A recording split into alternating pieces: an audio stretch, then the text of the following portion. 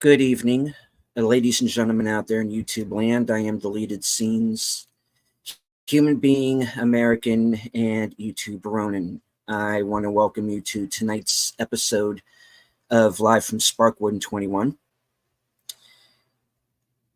About an hour ago, I learned of the passing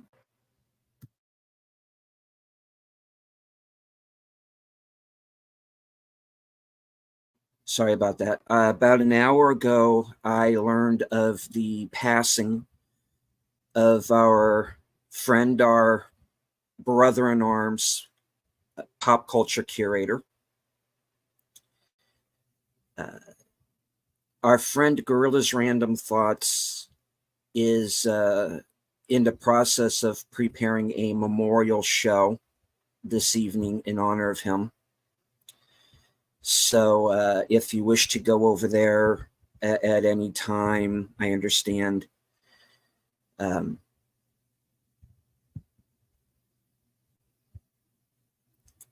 This one hurts because he was one of the first people to really support my channel. And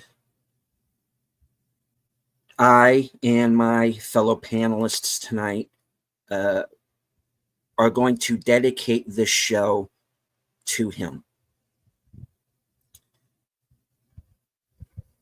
Thank you.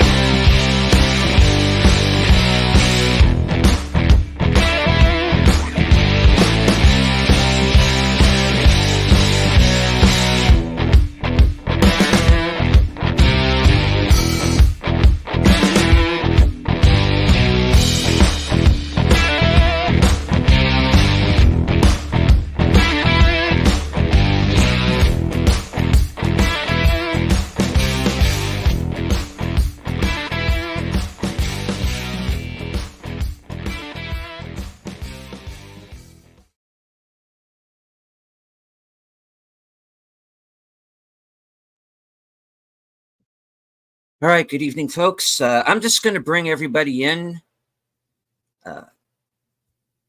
The man of the hour, the true inspiration for this program. Last call, Tripicelli. Howdy.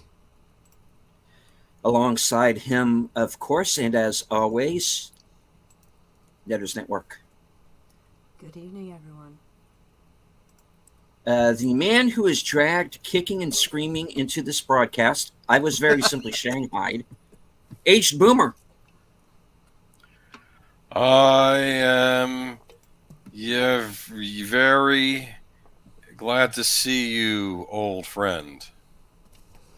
Wow. That was fun. I didn't do it justice. No, you did just fine. I'm kind of creepy fine. If I had thought of it more in time, I would have put the evil Cooper on there instead of the Dougie. But anyway, There you go. Ready? that was creepy last week. Yes, it was. Very. Yes. We have had people in the chat for going on nearly 2 hours now, so I do want to acknowledge them. Member for 1 month, FKHC 2005, sometimes known as Tim, wishing the giant when Carol Sturkian happy birthday. Wow. Member for 4 months, friend of the channel, JPRPH1, hail chat, deleted scenes.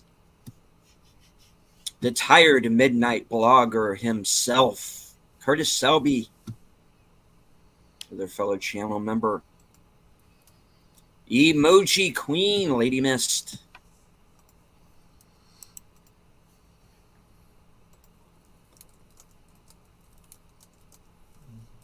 Yeah, the deleted guy. He's a less said the better. Faithful Blue Wrench channel member, Bird Woman of YouTube. Watch out for her second channel, Fluff Chick Productions. It's Connie Clary. And Curtis dropping his 4-month member chat. Just playing around with this stuff. Yeah, exactly. Illegal in 4 states.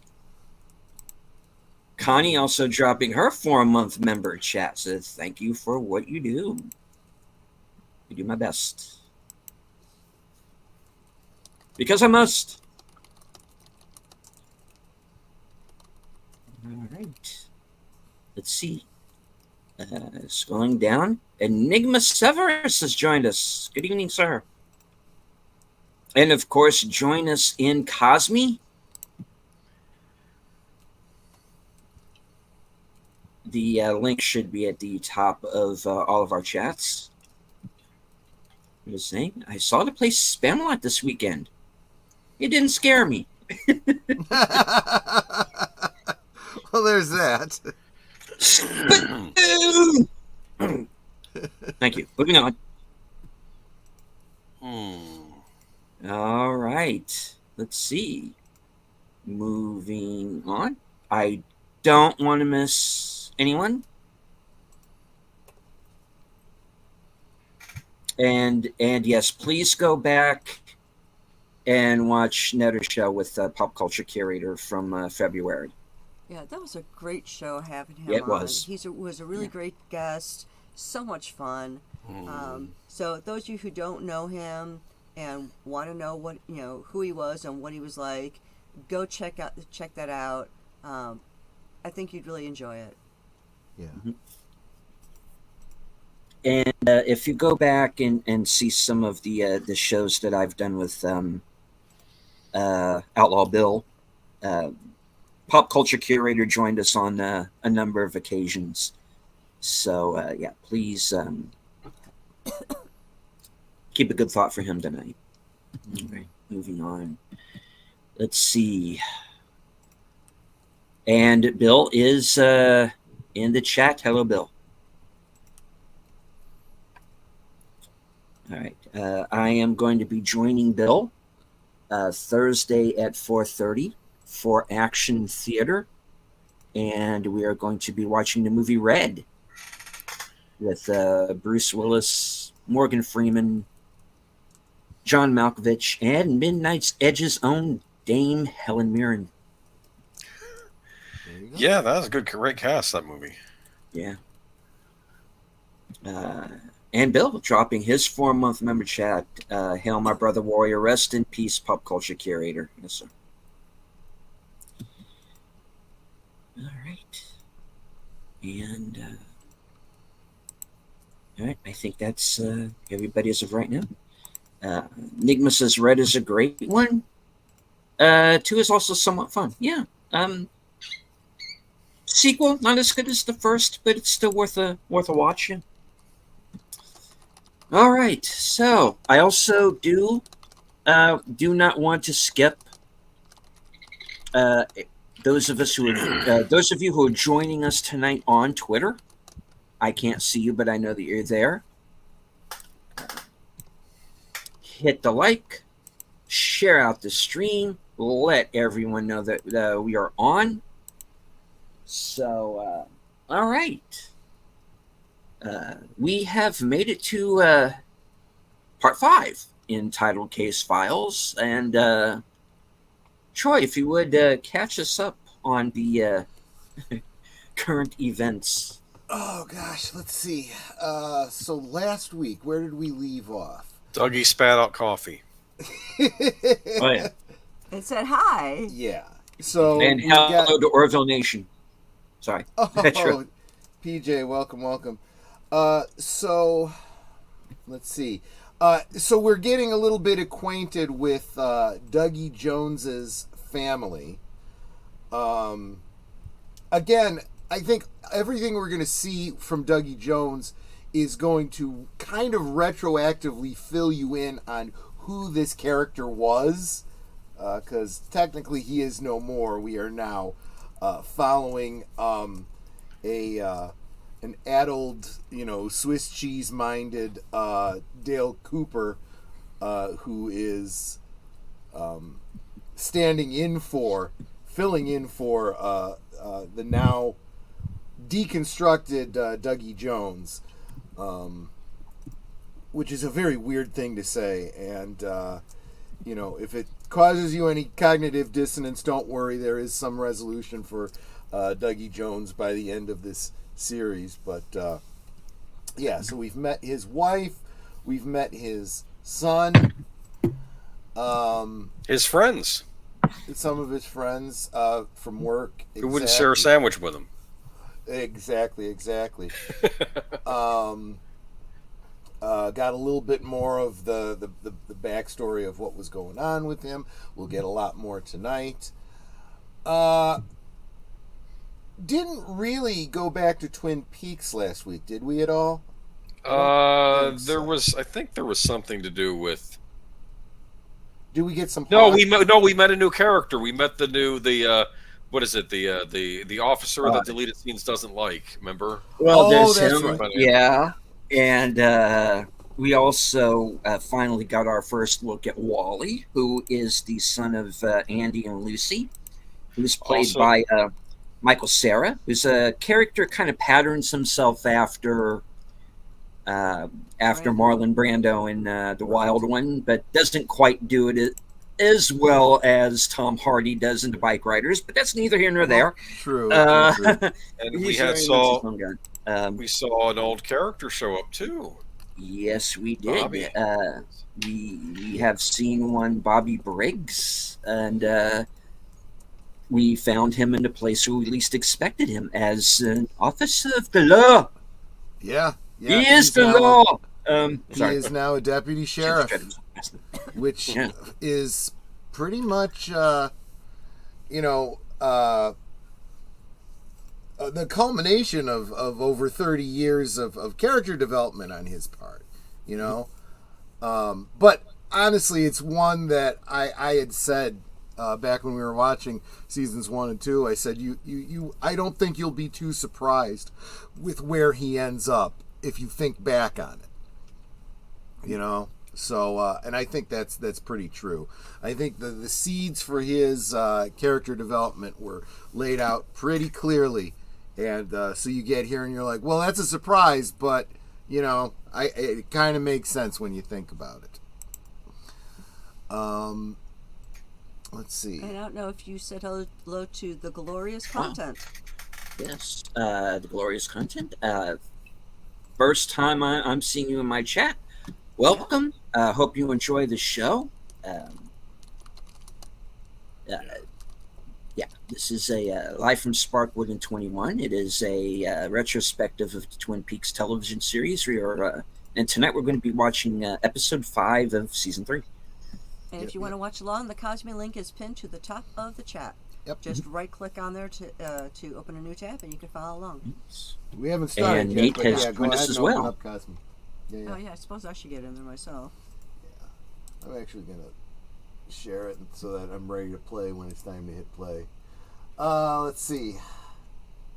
I'm drawing it because I also got to be careful because I did kind of start rewatching tonight's episode a little bit as I was getting it ready, and I don't want to accidentally, do a spoiler or something like that.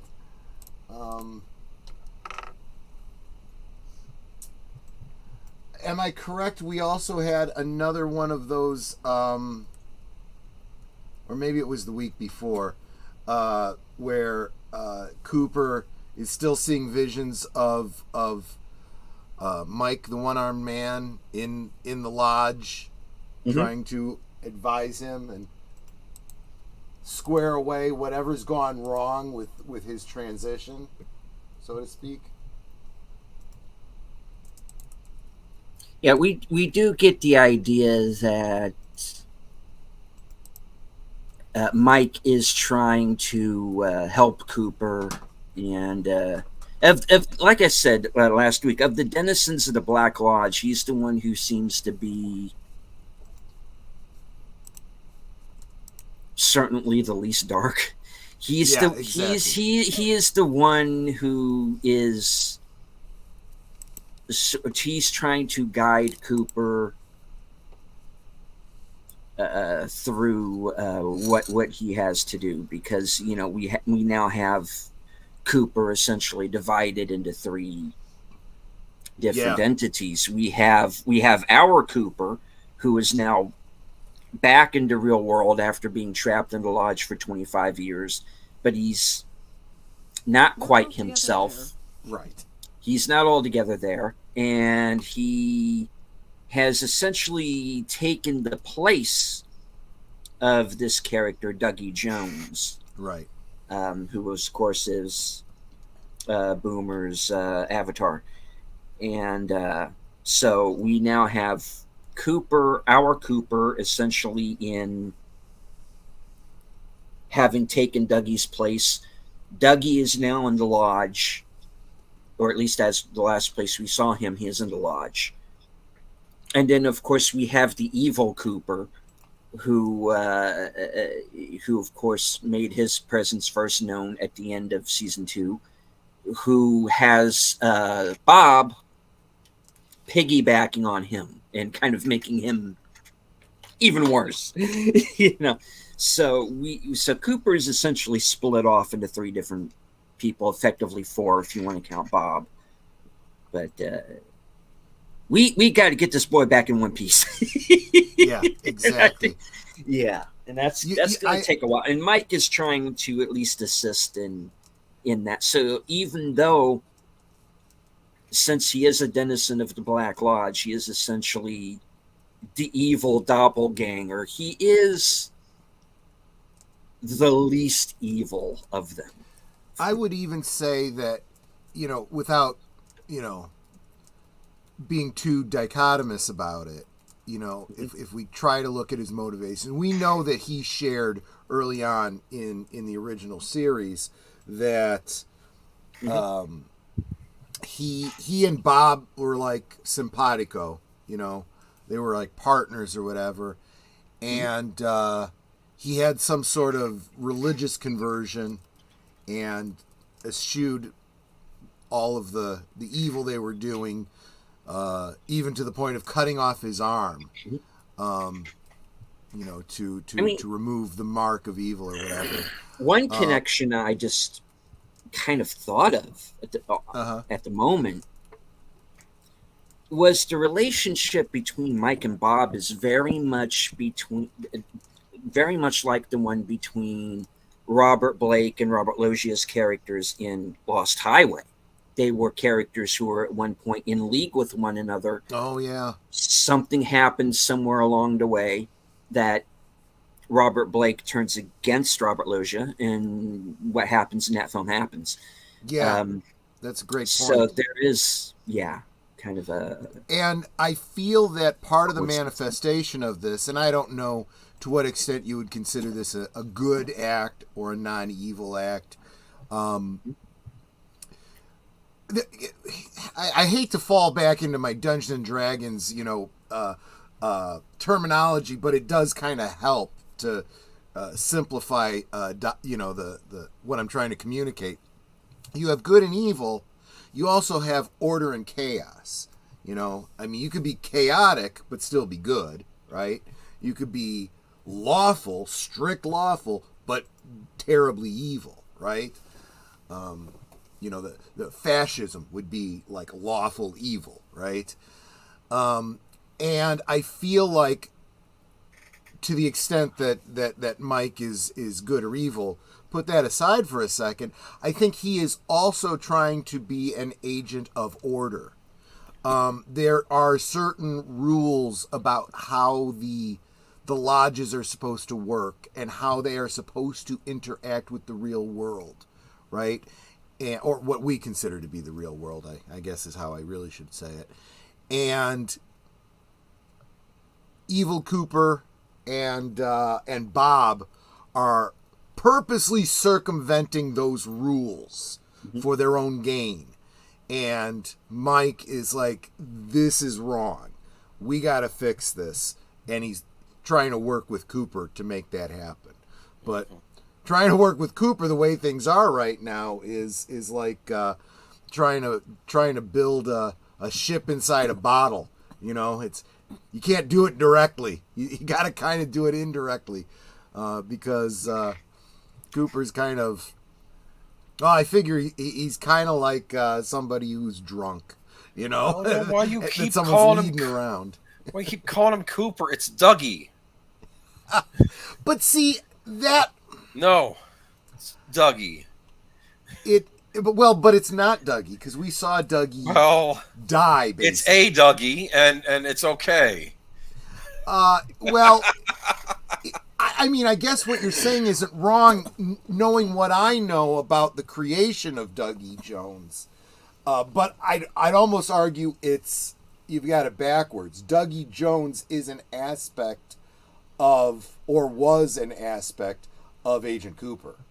It was like he is like an avatar or a. If you think about plants, right? If you take a plant and you cut a little cutting off of it and germinate that as its own separate plant, that's kind of what Dougie Jones was to Agent Cooper. Again, this is the lore that seems to be playing out as far as what they consider a tulpa to be. Like I said, I will have a video coming out when we get closer to the end of the season that digs a little bit more into doppelgangers and tulpas. But this is how things are kind of looking from the limited information we have right now. Having ourselves a party. Yeah. Hanging out with my family, having ourselves a party. It's a Birdemic reference. There you go. But, I think that gives us a good basis. No! One other thing I gotta share. So we did mention Hawk and meeting the new deputies, including Bobby Briggs. Bobby Briggs gave us a little bit of background about what happened to his father, how his father died. Clearly a lot more going on there than he's even aware. He's doing the best he can. He's trying to, in a lot of ways, his character fills the role that his father did back in the original series. Knows some things, can share what he knows, but knows that there's more that he's unaware of. That'll play out even more going forward. But let's see. But what was I going to say about that? Oh, they are still very much involved in the, at least Hawk is still very much involved in the search for something that's missing, which is very difficult for him to communicate, to get help with, because it's, that very obscure clue given to him by Margaret Lanterman that Because- he doesn't even understand, let alone Right. explain to someone else. because we know it has something to do with Laura's case. So Right. he has essentially reopened the investigation. Which tore up Bobby Briggs. And yeah, Which- I yeah. mean, I'm telling you, he did a great job conveying that. You could really get how much unresolved feelings he's got going on there. You know, Because it's like yeah. even now, all of these years later, that is still very much fresh in everyone's minds. and I do believe this. I mean, you got to think about it because this is probably something that you see going through his mind. You know, is we even saw it right in that first, or well, that was either the first or the second episode of the series, where he's, you know, at Laura's funeral and he's blaming, you know, the town for it. We all knew she had, you know, something going on and nobody did anything, you know. I think the implication is some people directly contributed to it, himself included. Right. And I really feel like you see him dealing with that guilt in real time in the original series, and all that kind of comes flooding back to him. He probably hadn't thought about it in a while. That was partly his way of dealing with it, even though, you know, it was a driving force in his life, a positive one. You know, negative events having positive impacts on your life. But also it makes me think, again, what I was just saying about Mike and him trying to bring order and correct the evils or whatever, the circumvention that Bob has been doing for a while. We saw him doing that in the original series, trying to warn Laura in Fire Walk with Me, you know, who Bob really was and so forth. He's been trying to help, you know. Right. Old wounds sometimes never do heal. And, I mean, going back to, like, Star Trek V, right? Where you got Cybok going around taking away people's pain. And Kirk says, no, you can't take away my pain. Because that's part of who I am. I wouldn't be who I am without my pain. And that really is true, right? So, hate to tell you this, guys, but some people are going to have more pain coming. So maybe we should get to it. Yeah. Because we unfortunately do have a body that is yet to be identified, and I have been told backstage that I'm not going to be happy when I find out who that is. That's got me worried. This episode is going to revisit that a little bit, and I'm not sure if you get your answer this week or next week. Just, I don't. Do you consider a spoiler if I tell you that, you know, you're going to get an answer in a particular episode? I mean, something to look forward to. It doesn't give you the answer, you know. No. Well, we'll see. Will they? All right. All right, folks. Now is the time. If you have not yet joined us in Cosme, we are about to get started. Yep. Episode 5, Case Files. In 5, 4, 3, 2, 1, hit it. Do. Yes, this was originally aired on Showtime. If any of this were to ever bleed through our mics, it would be Showtime that would be taking down our streams.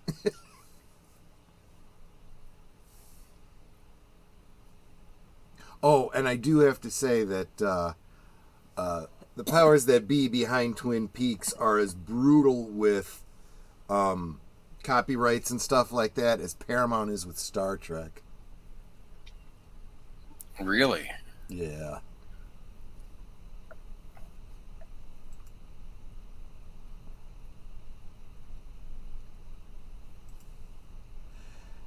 Tim, don't get too excited. I don't think there's anything that egregious this week. I don't know. Maybe. I don't remember exactly.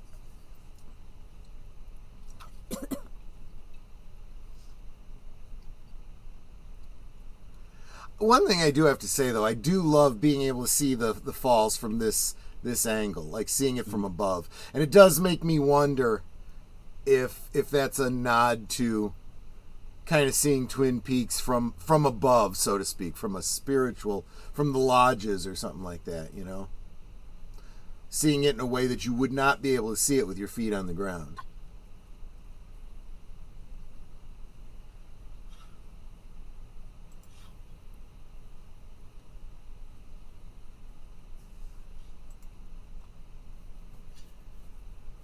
Starting off in Las Vegas.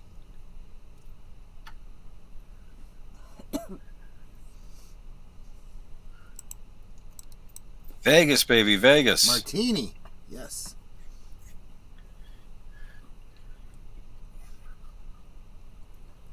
And these are the guys who are trying to hit Dougie. Yeah.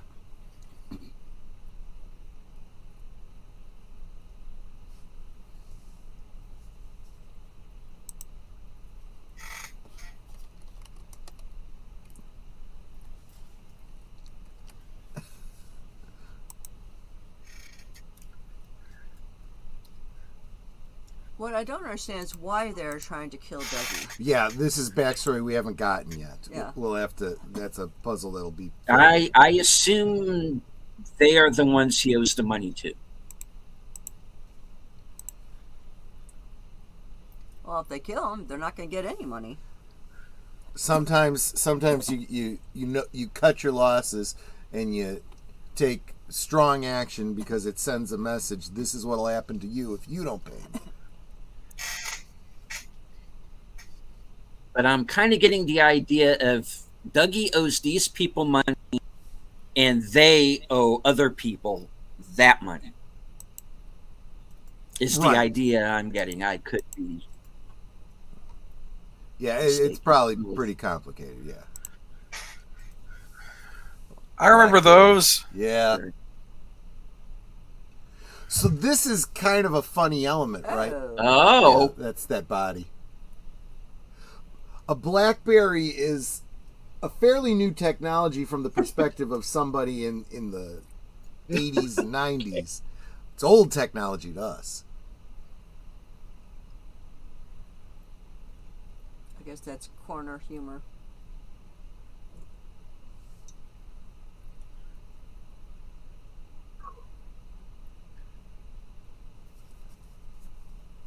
FKHC 2005 says, I hear he was headstrong. It's not. It's,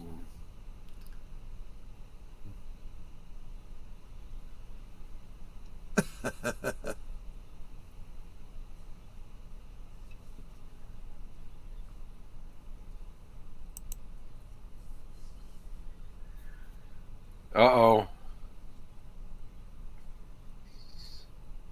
Oh, Snapple. How's that possible? Oh, it's Okay. Mr. Sunshine. Yeah. Mr. Sunshine. Heads up, Tim. Thanks. Do you think they serve him cream corn as in the prison food there? Good question. Yeah. Oh, I wonder what it is. Maybe I won't be here we go. wrong. Okay. I want to see what it is. Salisbury steak and cream corn and a whole grain roll. And That's see, my this guess. is interesting. Like he knows before something happens what's happening. But Like he's slightly out of time. You do get the idea why Kyle MacLachlan chose to come back, because they really are. He's stretching some different acting muscles here. He's basically playing. I mean, you think about it. He is essentially playing 4 different characters. True. Is that a Absolutely breakfast true. tray?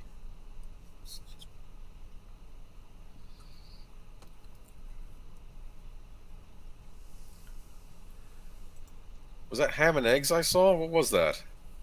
Oh, I don't know. Carmen Bocha? I'll see ya. Yeah, here we go.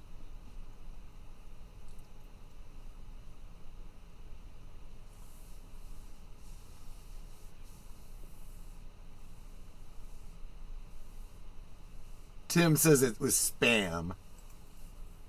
Oh, well, that makes more He's sense. starting to remember.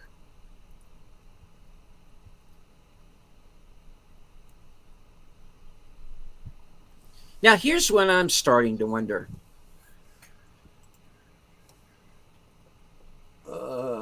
That's okay. kinda Well, cool. we might have a bit of a problem here. But what I was thinking there for a minute. Oh, okay. Well, hold on. Hold that thought.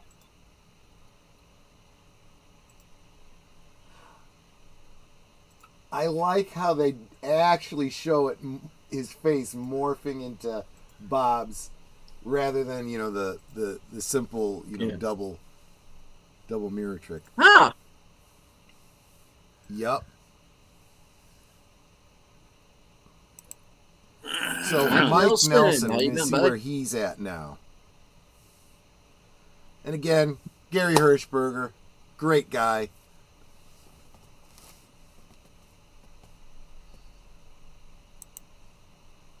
Caleb Landry Jones. Yeah.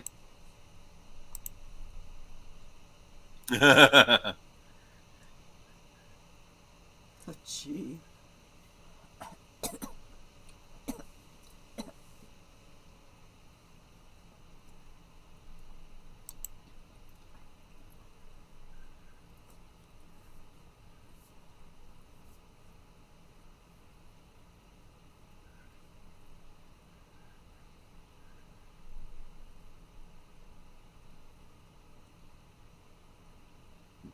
I kind of know where he's coming from. Yeah.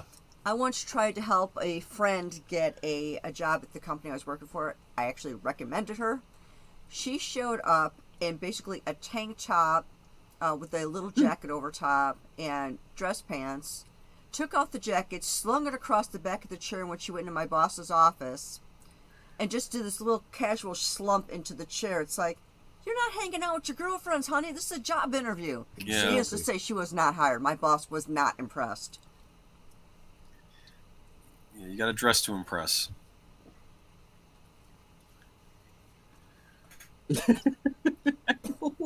Right now, Lucy. Okay, Harry.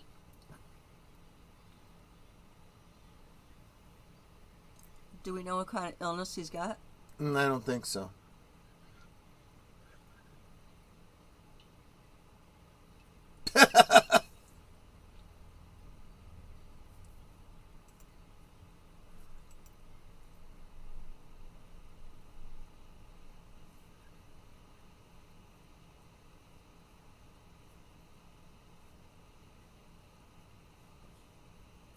And then he harpoons her accidentally on purpose. Oh, Yeah, wrong movie. exactly. Sorry.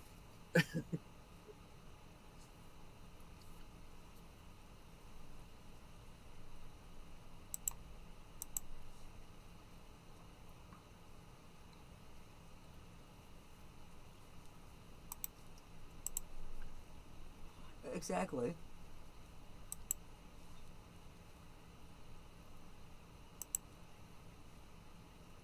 You're So going to wait a have second, to. Bucket.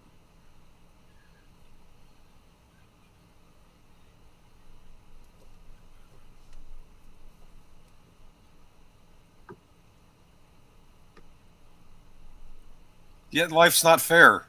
By the way, in case you don't recognize her, that's Doris Truman.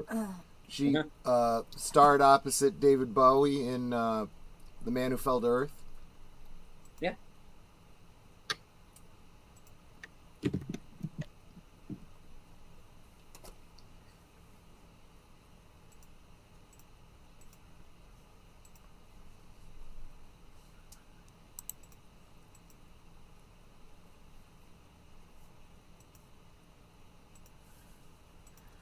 She has nothing but complain.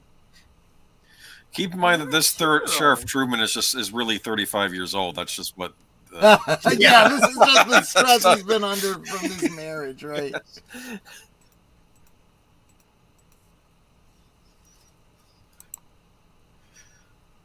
Sonny Jim.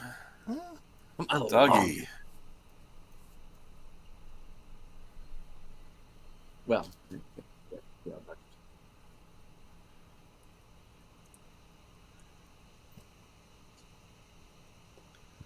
And don't think for a moment that I don't think you or the kid will kill him for it. Right. Because I've seen you both do that. Anyway, moving on. Oh, why is he crying? Empathy. The kid's sad, I guess.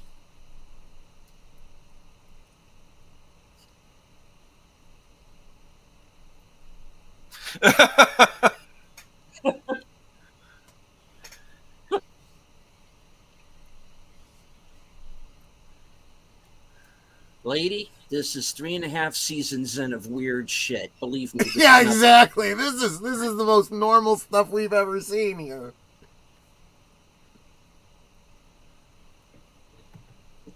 No drinking and gambling. Right. Yeah. Can't believe no drinking and gambling. Can I at least hunt the neighborhood? I'm sorry. I was gonna say, can I at least hunt the neighborhood cats with my crossbow? I'm kidding. Okay. Did you catch that the sign Rancho Rosa Yeah. and the two R's were circled Yeah. like a double R? Oh. Not sure what the connection is there. I'm just pointing it out. I'm sure it means The car's something. still there. You got those 3 crosses on that house. Yeah. Well, they put a bomb on the car, so if somebody starts, it's going to go kablooey. Correct. 2 R's, 3 crosses, black cat, Cadillac, yeah, boys ton bomb. Yeah, I know, I changed the lyrics. I'm sorry. Wonder if that's where the Simpsons house prize is located. Are you talking about the family that won the Simpsons house when they had that Fox contest? It's like a replica of the Simpsons house. Yeah, that's pretty weird. That was a But I most remember bizarre that. prize. What kind of car is that? That's not a Himakuda, is it? It's a black one. Looks A kind Camaro? of futuristic. Nowadays, it would just be a Batmobile. Now I'm getting reminded of the Lost Highway soundtrack. Yeah. I still have that CD from back in the day. The car's still here.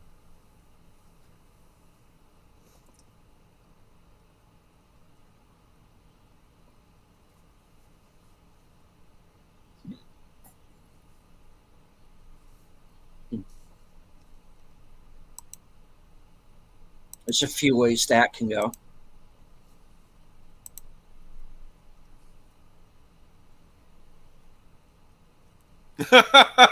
And welcome, Logical Spark.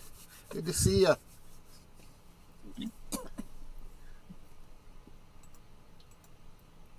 And Mark Manikoff. There's the door. Hello, DJ Play Nice.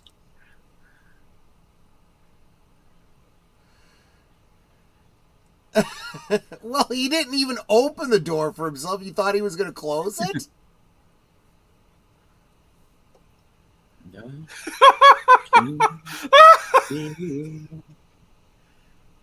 One of my turns coming on. Oh, who's that? I don't know.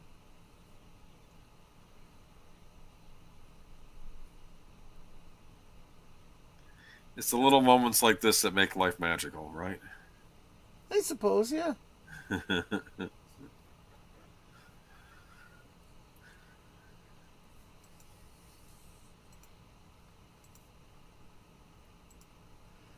It's almost like you want to look at what he's, aiming at.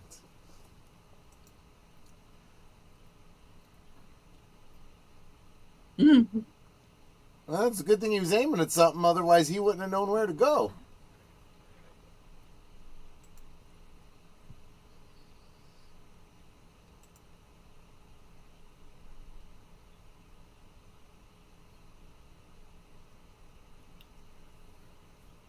in a lot of ways, he's kind of like a leaf blowing on the breeze, and he just requires, The next breath. some outer stimuli to push him along to his next destination.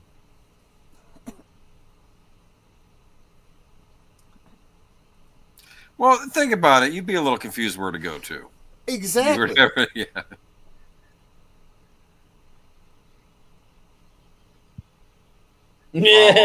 And so he's going to follow the coffee.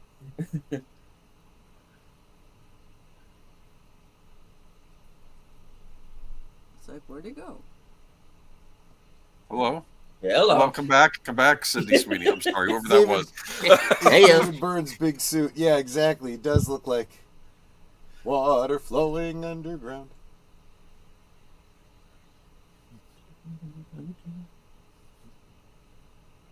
Once in a lifetime.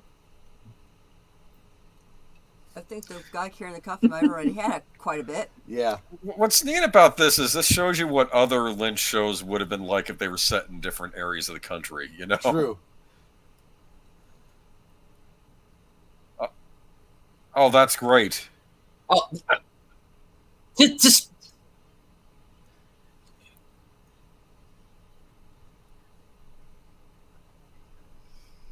Dougie, man. Go a Dougie. little easy on Dougie. Dougie. Dougie. I like how he didn't really get it like in the right spot. He had to turn it around.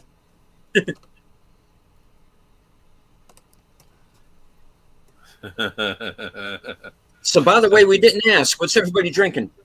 Diet grapefruit soda. Meyer sparkly waterberry. Yep. Interestingly, neither one of us drinking anything with caffeine in it.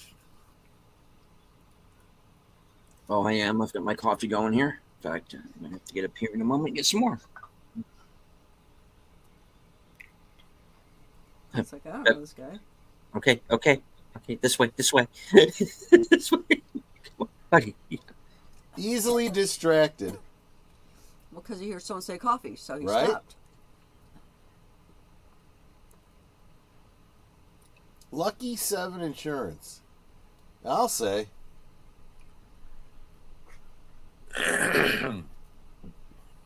Well, what is Oh, that? This guy. He's good in anything. Oh, Tom Sizemore. Holy shit. Yeah, I told you there's going to be a lot of these.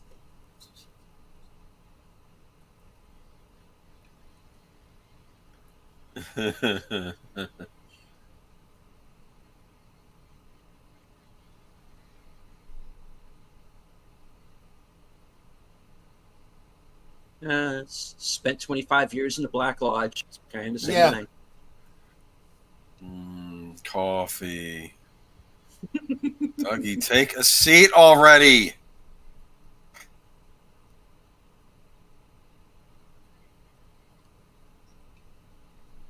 Well, yippee. Hey, yeah. Come back when you're Brendan Fraser. Boy, he, All right. he likes that coffee.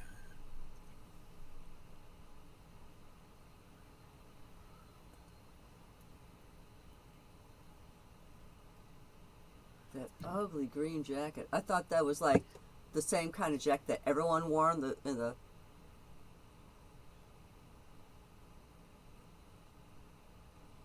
There's some green tea. It's too late.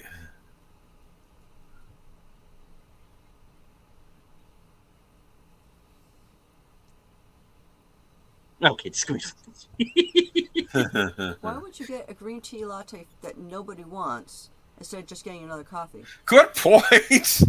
I know. It's almost like he knew this bit was Yeah, going to it's happen. like, oh, okay, it's pretty good. Well, I'm waiting for the person to come in wanting the green tea latte now. Right? You know, it's like No, he said I got an extra. an extra. green tea Why? Does he Yeah, like Maybe it? he likes it. Oh, he likes it. Look at that. I mean, he's smiling. Yeah. Okay, nice Okay. save. See? Dougie, you're hovering. Staring.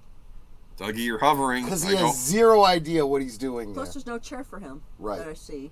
Unless it's on the end and I just can't see it. It's on the end there, yeah. Sit down, Dougie. Oh, man. Yes. Yes, yes. Okay. Did the mule kick you in the back of the head? What's going on here? Yeah. That Don Murray? Maybe. Please.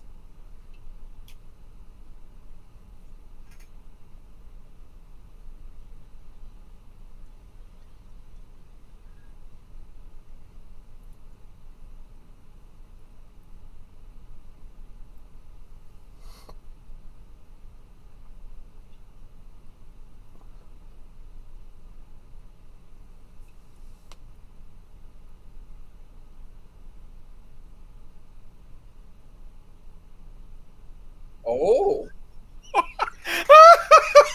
Oh, is this how you've been doing this all this time? Yeah. Oh.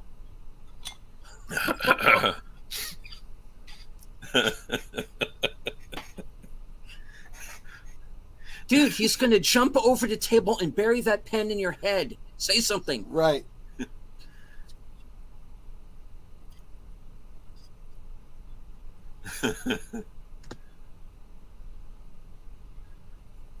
Come on, say something else.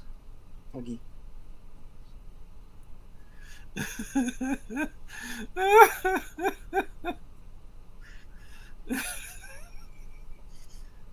He's so pissed. Look at him. Yeah.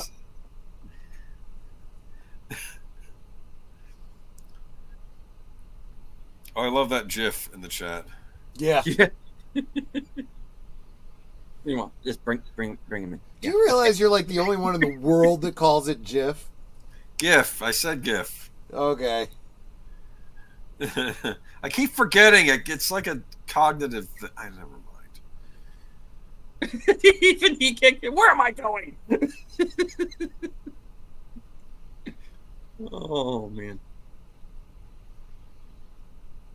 Oh, that's got to be a reference to something there. He's keyed into the word agent. Yes, yes. Come on. You're getting there.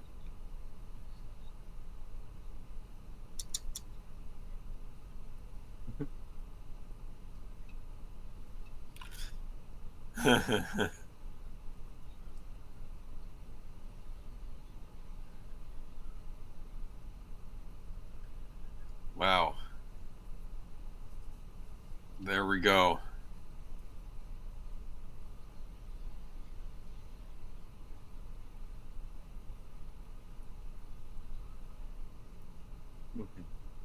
Yeah. We got our Here we title. go. He said, "Oh shit!" Oh boy. Dougie, just go. Oh no! Somebody take him There's to no the one else bathroom, for us. please. Good night, Tim. I'm Take worried he's care. going to open the fire chute. I'm worried he's going to open the fire chute and go and jump down it. That's just...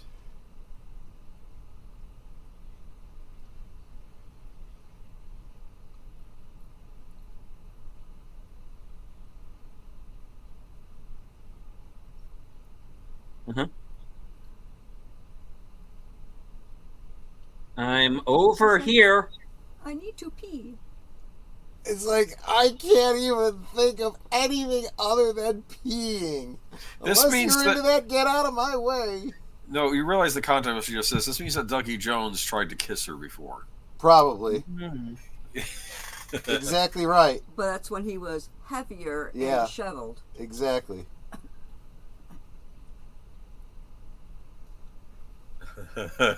Meanwhile, Oh boy. I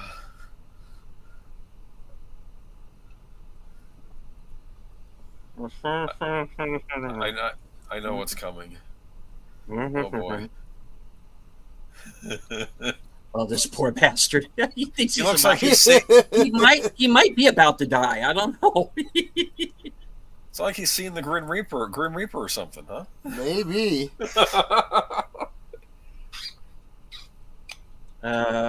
Hi.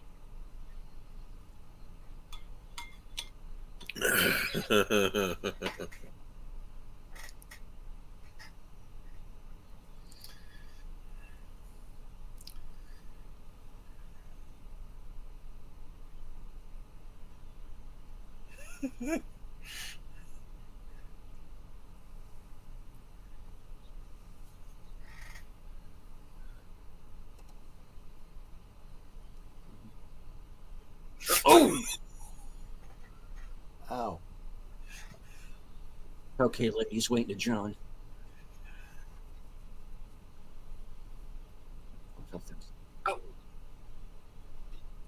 How would he be in on it?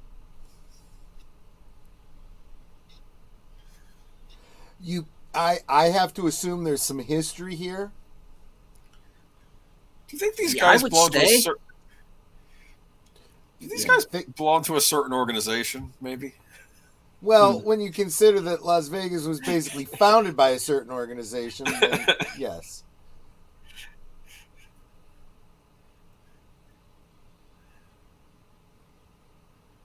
I'm not saying my grandfather knew some of those people.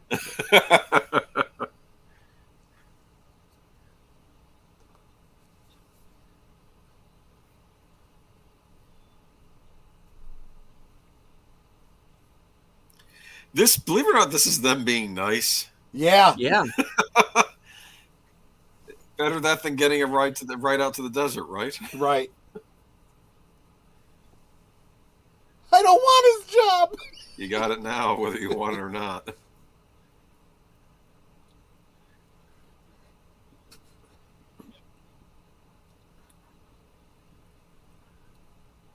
I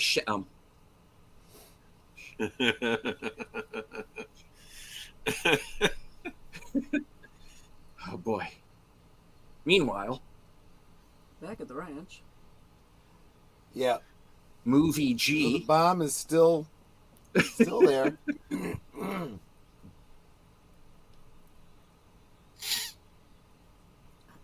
Mom is still strung out.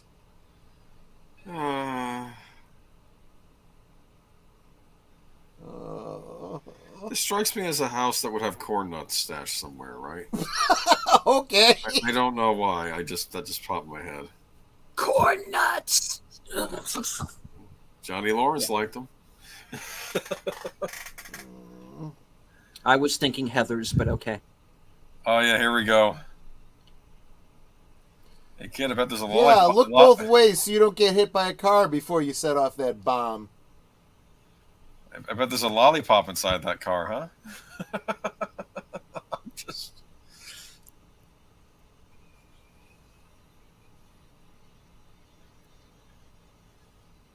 Well, I saw them put the thing under there. Yeah, he did. Oh, what's that thing?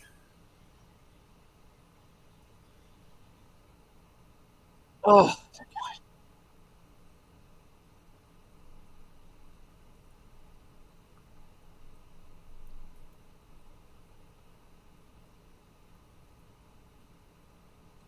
Oh my god! It's like, okay. Oh, they didn't have anything to do with it. They just wanted to steal the car.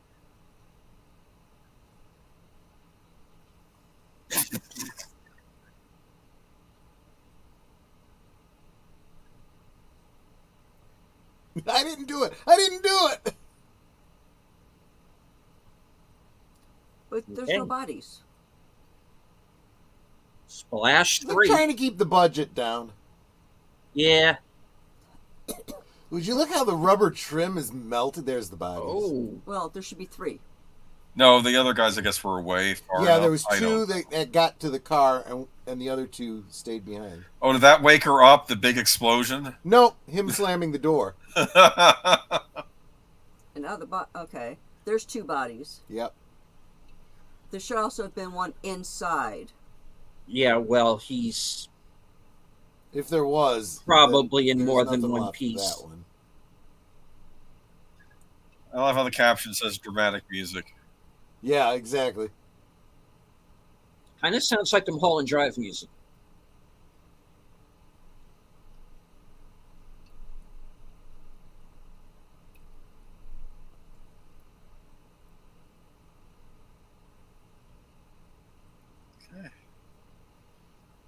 watched it. And whoever wanted to see Jade, congrats, she's back. Oh, yeah.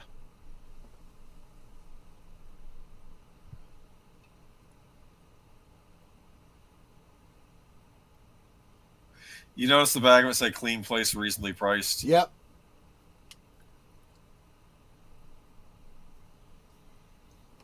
Oh, they'll just bring it back to the hotel. Yeah. Maybe. It actually, And- I think, says Oh, on here we there, go. if found, Yeah. drop in a mailbox, send back to. Oh, look who it is. Norma. Shelley.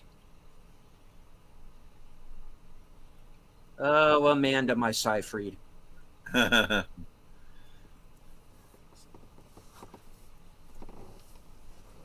Did she say Toad or Todd? Toad. Oh, there's Toad, like a frog.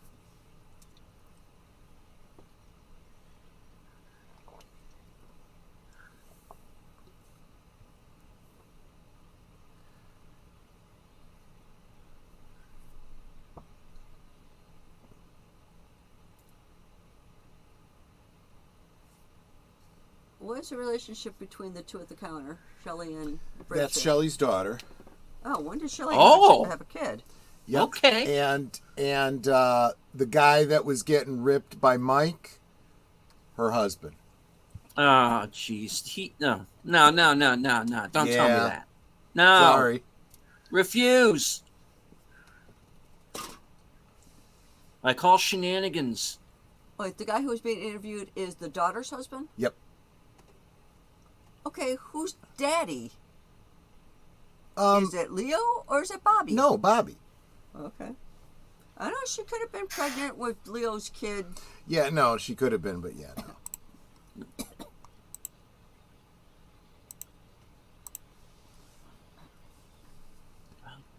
What Yeah, is it no, with you 'cause women we and know- hooking up we with know that- idiots? We Oh, know okay. that Shelley married Bobby because they referred to her in a previous episode as Shelley Briggs. She does not look the same.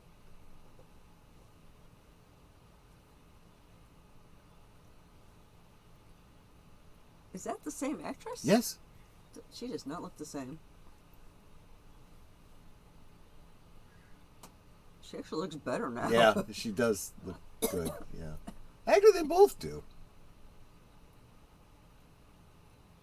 Yeah, I am still in love with every woman on this show. Right?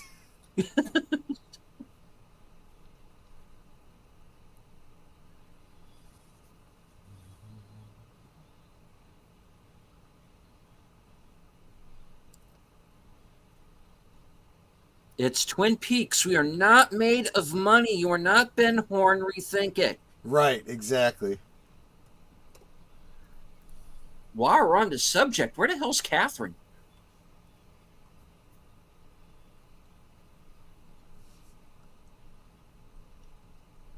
Is that guy in the last exorcism? Yes. I think he was. Yes, he was Yeah. the brother. Yes, I remember Yeah. him now. He said, "If you do anything, you hurt her, I'll beat you, and I won't care if the camera's watching." That's what he said Yeah. to the preacher. Like, Mark, was that Biden at the counter? No. Yeah, I saw who he meant. Looked like him, right?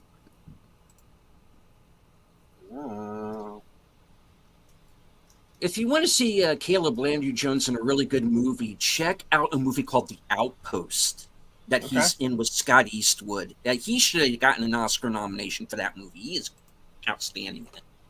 All right. Really Go for good it. movie. Yeah. Afghan war film. Orlando Bloom's in it. Mel Gibson's son is in it. I've heard of it. It's good film. The guy who plays Hellboy now, he's in it. David Haber, right? No, the new Oh, one. I forgot they announced the new Hellboy. Right. What's he? What's he taking there? Looks like cocaine.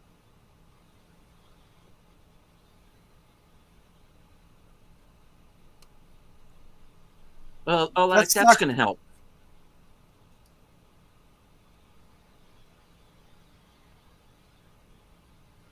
Oh my! Oh great!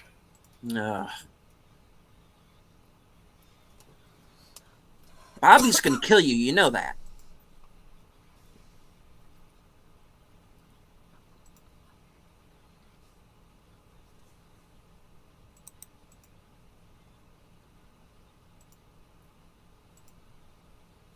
We've heard this before.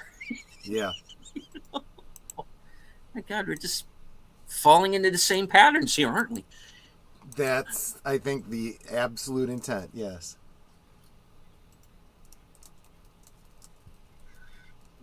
Whoa, that's a tape deck.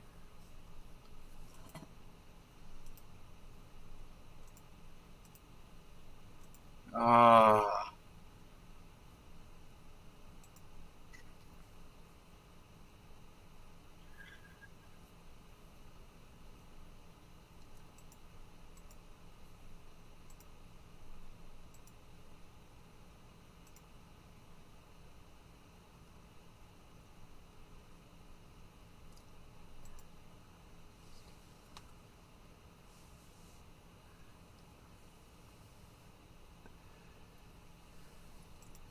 You kind of feel that same bittersweetness here that you did a lot of times with Laura, right? It's like, oh, you want her to be happy, but not this way. Right now she's high. Yes, Yeah. exactly. Meanwhile,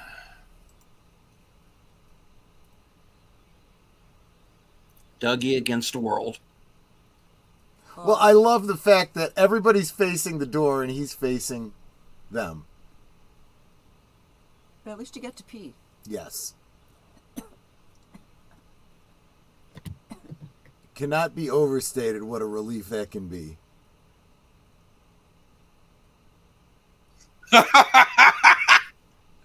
Get out of here! This Fallout spinoff is weird. It's the guy with the gun again.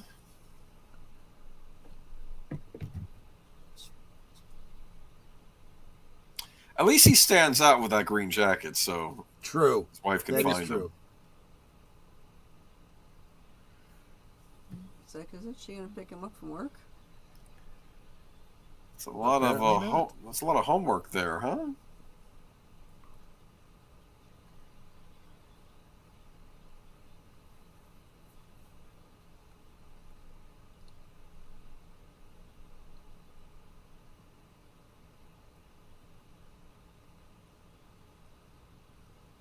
It's like, what is he looking at?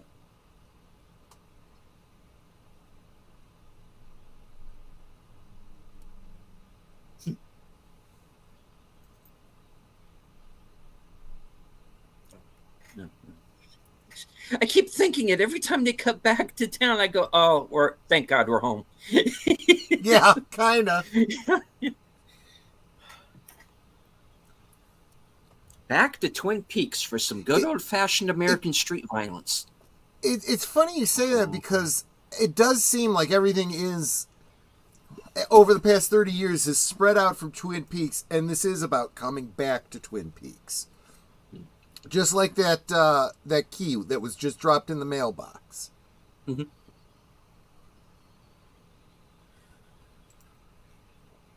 You know, something is missing, all of that, you know? Yeah, but what? Because I'm feeling like I should know and I'm forgetting something. It's the chocolate bunnies.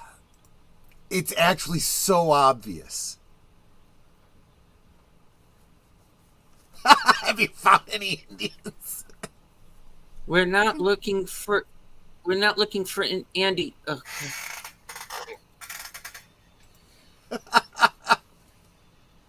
don't like donuts.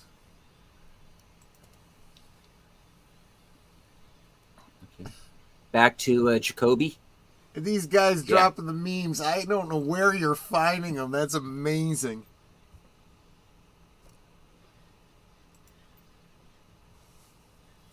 No.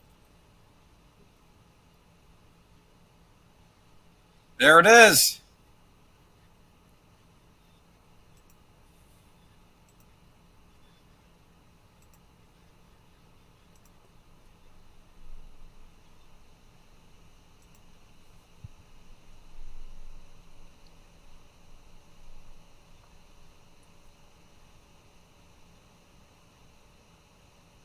This West Side Story sequel is weird. Yeah.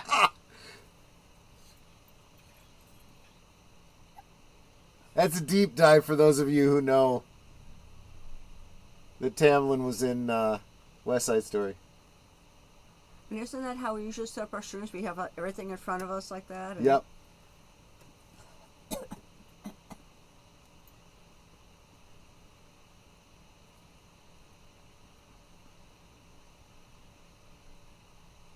That's cool.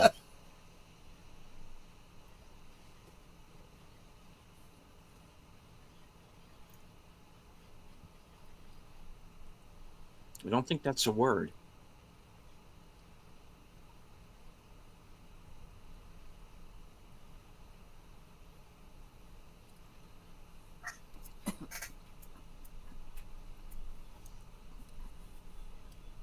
This is the town psychologist, by the way, folks.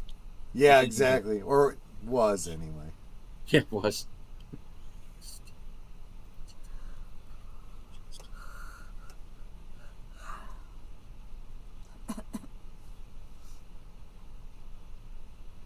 Nadine. Yep.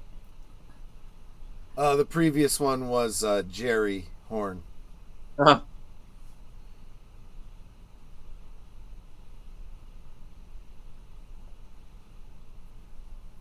Words? Mm-hmm.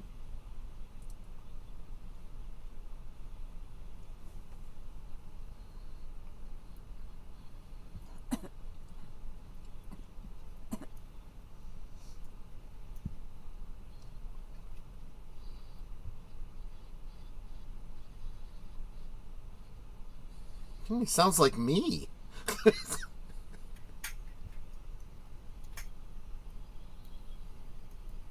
my guest on Unscripted next week will be Dr. Jacoby. Yeah, exactly. Mark says he's describing the World Economic Forum. Yeah, he kind of is. And he's not entirely wrong. That's right.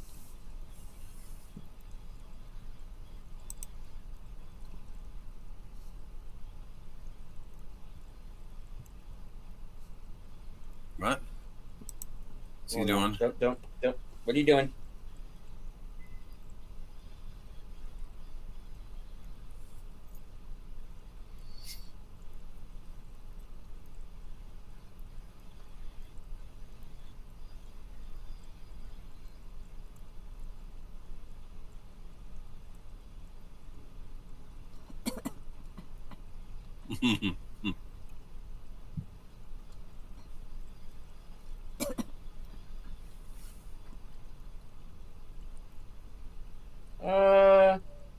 Lawrence?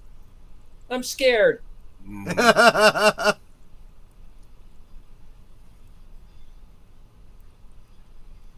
It is? 2 coats guaranteed.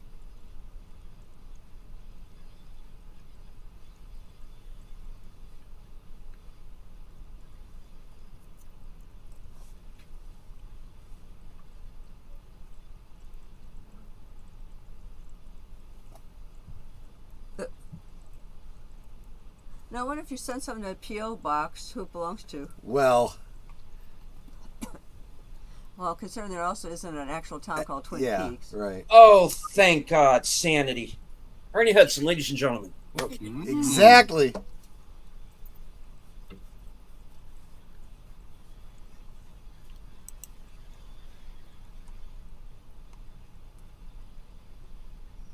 He has a great voice. He does.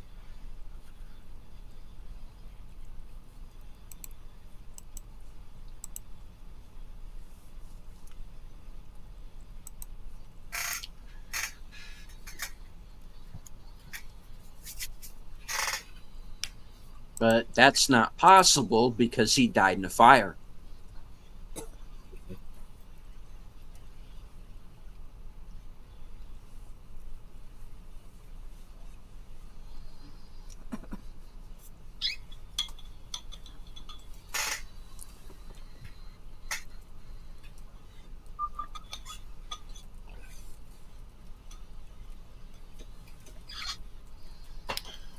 I guess he's being sarcastic because Right. government, you don't fly first class.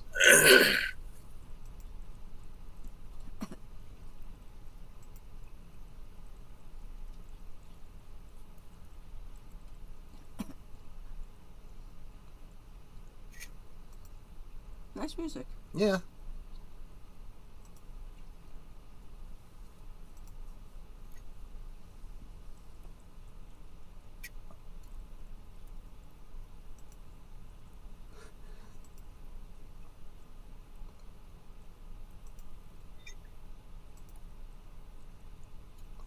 And hello to Disney Sheep Herder and Tommy and the Guinea Pig Collective. No smoking. And he's smoking. Because he doesn't care? Exactly.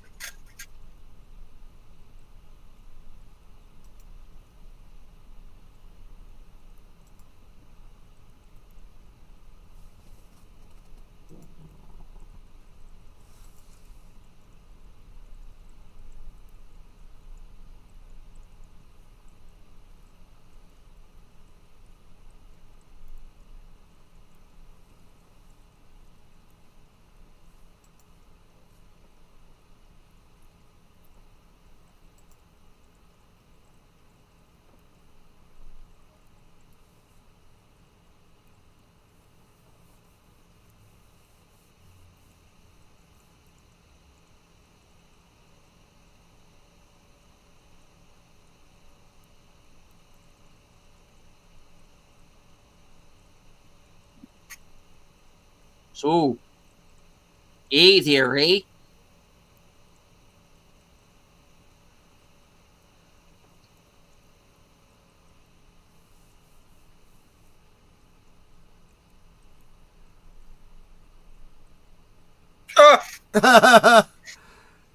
Yeah, Chad's not a Yeah. good cop.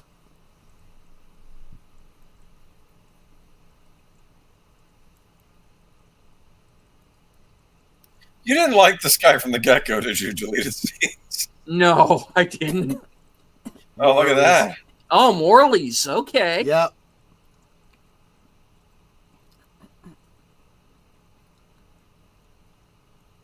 Well, obviously he's the bad guy then. Is that an X-Files reference? Anyone smoking Morley's. It's more than an X-Files reference. Morley's goes way back before Twin Peaks. Before Twin Peaks. Before X-Files. When he smoked in X-Files, I remember that. Yeah.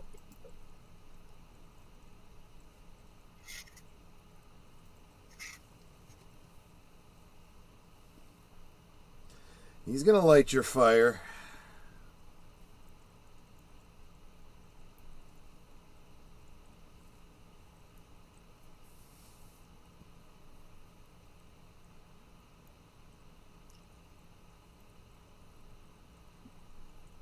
I thought that was Evan Rachel Wood for a second, but not quite. I would have sat down opposite of him.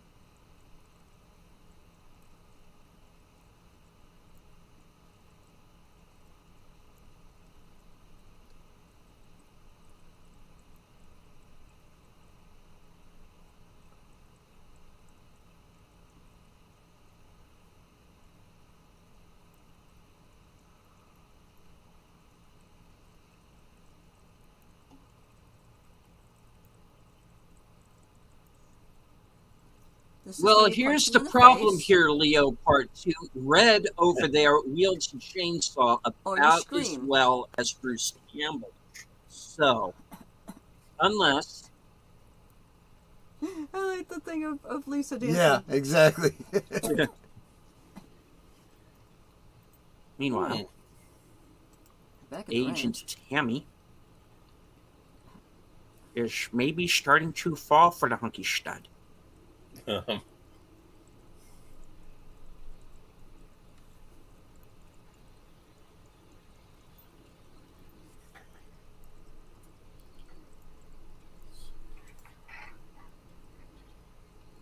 This man is also this man, but with a different wig.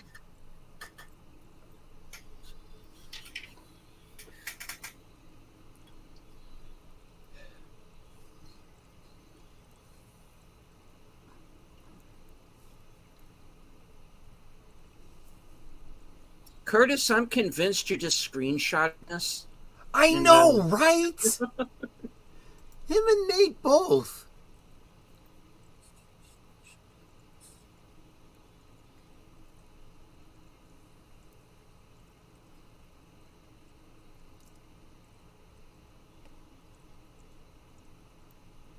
She matching Lonnie at fingerprints? She's comparing his FBI files to the criminal files. So basically, old Coop to new Coop.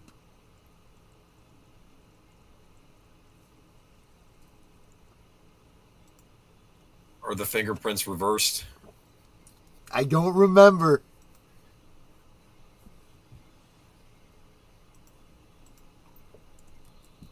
The Secret of S. River. The worst DVD feature of all time. Blair Witch 2. Blair Witch.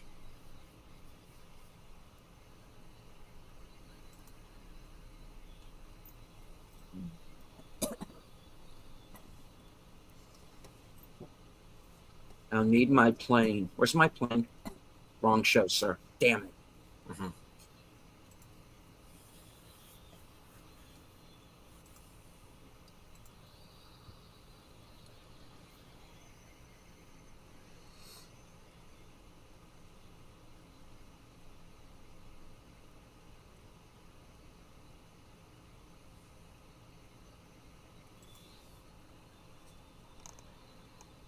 He's staring into our souls, sir.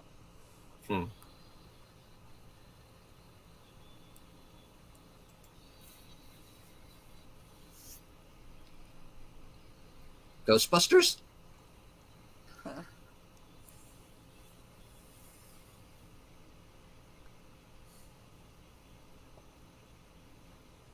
Does he know who that is?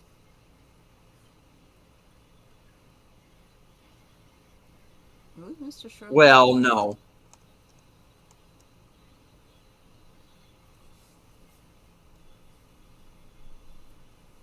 Ghostbusters.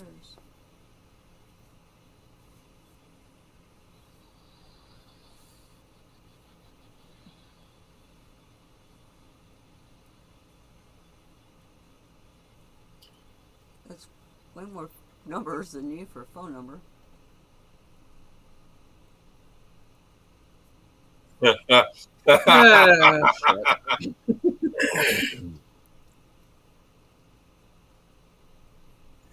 Dialed the number straight to hell, I think, or something.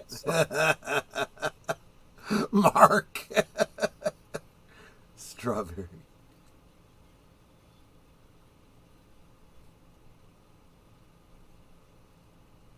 The spotted cuckoo bird flies backwards. It's a cold day for pontooning. Yep.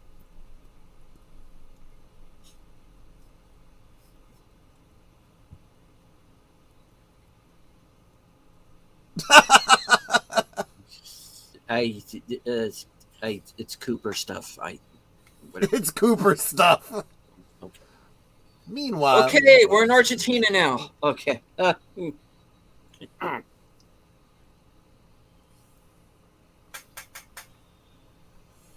I would like to apologize to Argentina right now before any shenanigans take place, because I'm sure there's going to be some.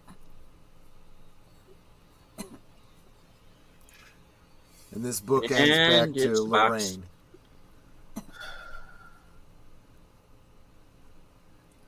Oh. Okay. Doggy. Meanwhile, Hi, Dougie. He's still here.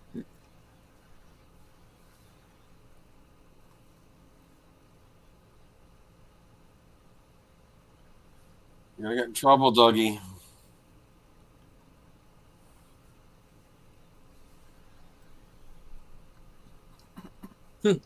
Okay. Yeah.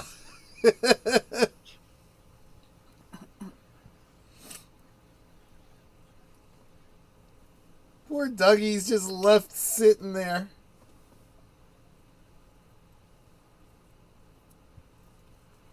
This is what happens when there's nobody to, Pick you up. he's forgotten.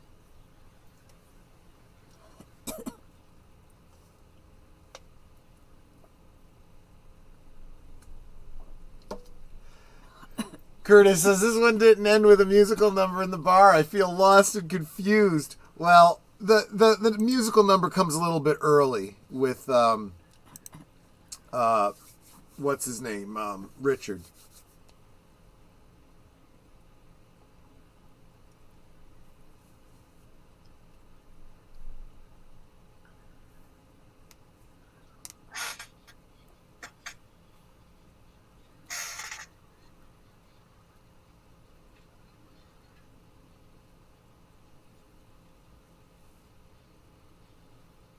Was there a soundtrack for the this season? Yes. Uh-huh. Okay. I own it. Oh, I'll have to find it.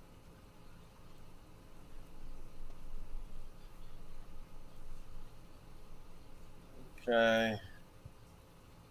In memory of Marv Rosend.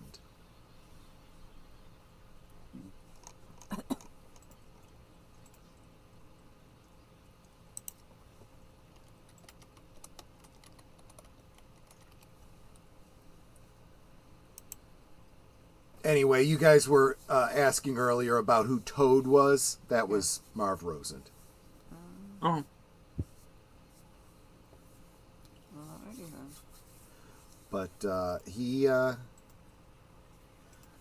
been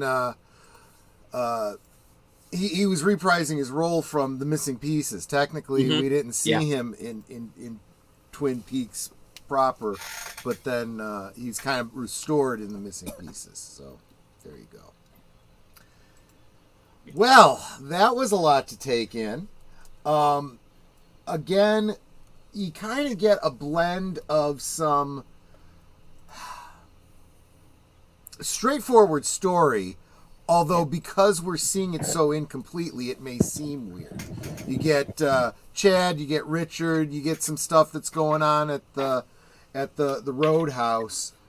Nothing supernatural or weird going on there, other than as observers, we don't know what's going on. Just like if we were any strangers that happen to be there that night. We don't know who these people are, the greater context of any of it, but, kind of file that away. A lot of these puzzle pieces will fall into place later on. But then you definitely got some weird supernatural stuff, right? You got this BlackBerry device in Buenos Aires, right? And it bookends this episode because you've got Lorraine taking the call regarding Dougie and so forth. She sends a message to her contact Argent, and that causes the Buenos Aires device to ring and flash twice, right? And then at the end, apparently, Evil Dale calls it, and it again flashes twice, and then shrinks into a seed or something.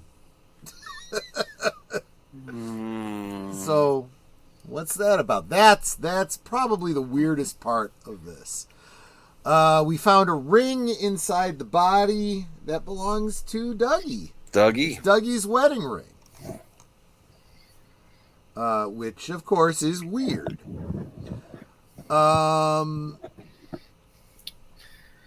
we know that Shelley's son-in-law, Stephen Burnett, is trying to get a job. He tried interviewing with Mike Nelson. That didn't go well. He clearly has a drug problem. He is a terrible, terrible influence on his wife, Becky. It's kind of judgmental, but that's okay. You know, you also get the impression that these people kind of know each other. You know, we're coming in after 30 years. These people are filling us in. You know? So it's sort of like how in the original show everyone had a history, and now we're learning Exactly. about new history. Yes. Yeah, that's exactly right. I hadn't thought about it that way. You get to know these characters in Twin Peaks so well. It's like you always knew them, and that wasn't the case when you first watched the show. You had to fill in all those details, and we're doing the same thing now, 30 years later. Troy, Yeah. I got a question. Oh, Yeah. Go ahead. Well, I was remember going to when draw the comparison to, especially since we saw Ernie Hudson tonight, to Ghostbusters Afterlife, right? You jump ahead 30 years for your sequel. How do you fill it in? You could do it ham-fisted and stupid like Lucasfilm does with Star Wars and put out a bunch of comic books that may or may not be considered canon, even though they say they are, and they don't really fill anything in, and then you leave it up to future writers to write other stories, you know, in between to try and fill in those gaps. Or you just start telling your story 30 years later, and you drop little clues and elements and lines here and there for people to think about and fill in the blanks as you go. I think Afterlife and The Return both did that and did it well. I think it's especially cool the way, you know, Twin Peaks does it, because it is so on brand for the storytelling the way that Lynch and Frost have done it previously. Anyway, you were going to say. I wanted to see if you remember. Do you remember when this first aired? Yeah, it wasn't it, what year was it? It was, I want to say 2017. 2017, yeah. Do you remember the online controversy going on when this was going on? I remember people were getting pissed about Dougie. I remember one guy said, I've been holding off on bringing that up since we haven't really quite gotten to the big episode that really set everybody off. Okay, then we'll wait on that. Okay, I'll wait on that till it happens. All right. Okay. Yeah, I mean, because I feel like if we get into it, well, we'll get into it then when that episode happens, and I'll let you lead it off. Next week or the week after. Yeah, I was thinking about that today. I just know people were starting. At one point, people were losing it. But even before they got to that, you had a lot of people that were coming to this show. There were a lot of Twin Peaks fans. There's a whole gambit, right, of people here. You have people like us that kind of get the shtick. So we expect some answers, we expect some new questions, and we expect some answers we'll never get. And we're just along for the ride. We're here in the spirit of what David Lynch does, right? And we're going to try to get answers. We're going to try to tease things out of it, because there's a lot more here that you don't see on a surface viewing, right? That's what we're doing here. But ultimately, it all comes down to just our way of enjoying it, right? Just enjoy it. That's what it comes down to. Okay. Then you've got people that never quite got it, that expected there to be answers, you know, and they go to see Fire Walk with Me and didn't get the answers, right? You know, actually, if you were really into it like we were, you know, reading Laura's diary and the authorized biography of Dale Cooper and all that other stuff, you didn't get a lot out of Fire Walk with Me as far as narrative story that we didn't already know. You know, some of that was just, you know, physical representation of what we read about in those books, right? But then they see, oh, it's returning 30 years later. We're getting another season. They look for answers. They get a couple, but it's even more weird with even more questions.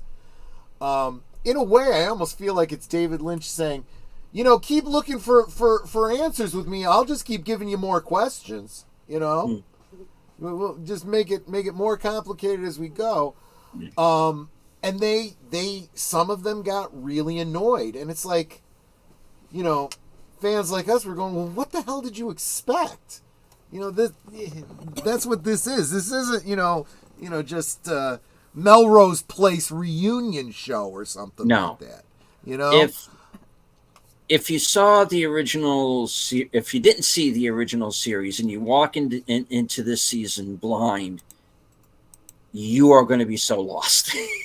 Well, and that was going to be my third group of people that are just seeing it for the first time. They're like, oh, I've heard about Twin Peaks. I've had friends that, told me about her, or my mom or whatever loved this show. I'm going to go check this out, on Showtime. They watch it and they're like, oh.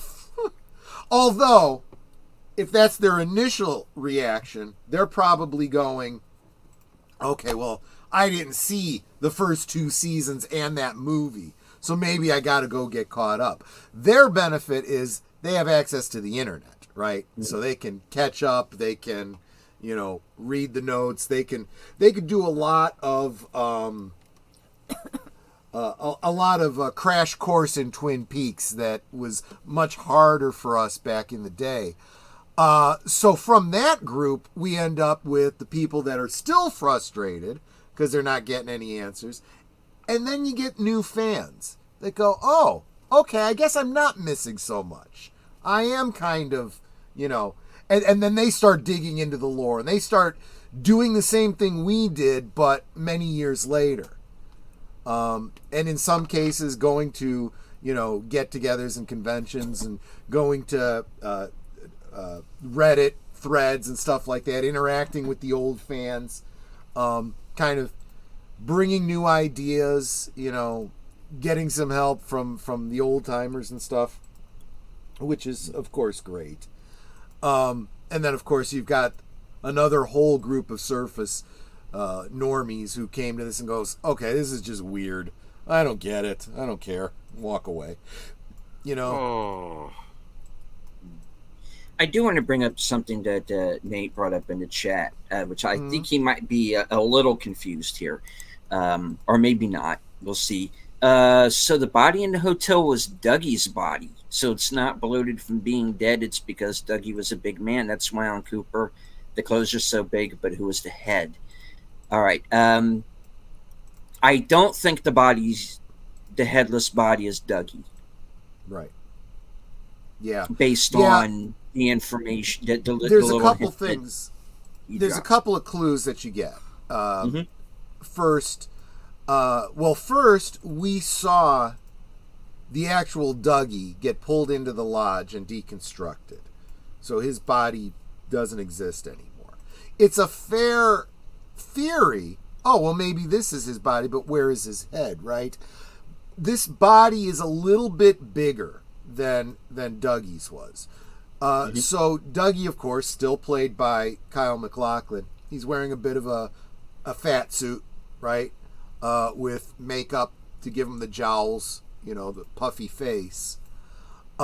He was bigger, but not that much bigger. This body was, had a much bigger belly. Mm-hmm.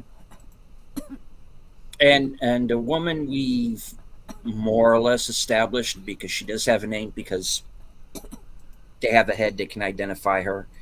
Right. But you have told me already, Troy, on the show, that we will see that character again, but played by a different actress. So that the actual cast head is someone else. Yeah. And I'm kind of feeling like the body, keep in mind, it's kind of carved open, right? It was when we saw it. I think the way the rib cage is cracked open, I think it makes the torso look larger than it was. I mean, yes, it is a large person, but I think the body looks larger than it would if it was all closed up. I hate talking about a body this way, but you get what I mean. Yes, absolutely. So and I promise you, next week you get more about the headless body. Gonna get more about Cooper's fingerprints. You're gonna get more about the fact that they got a hit on Garland Briggs's fingerprints. Mm-hmm.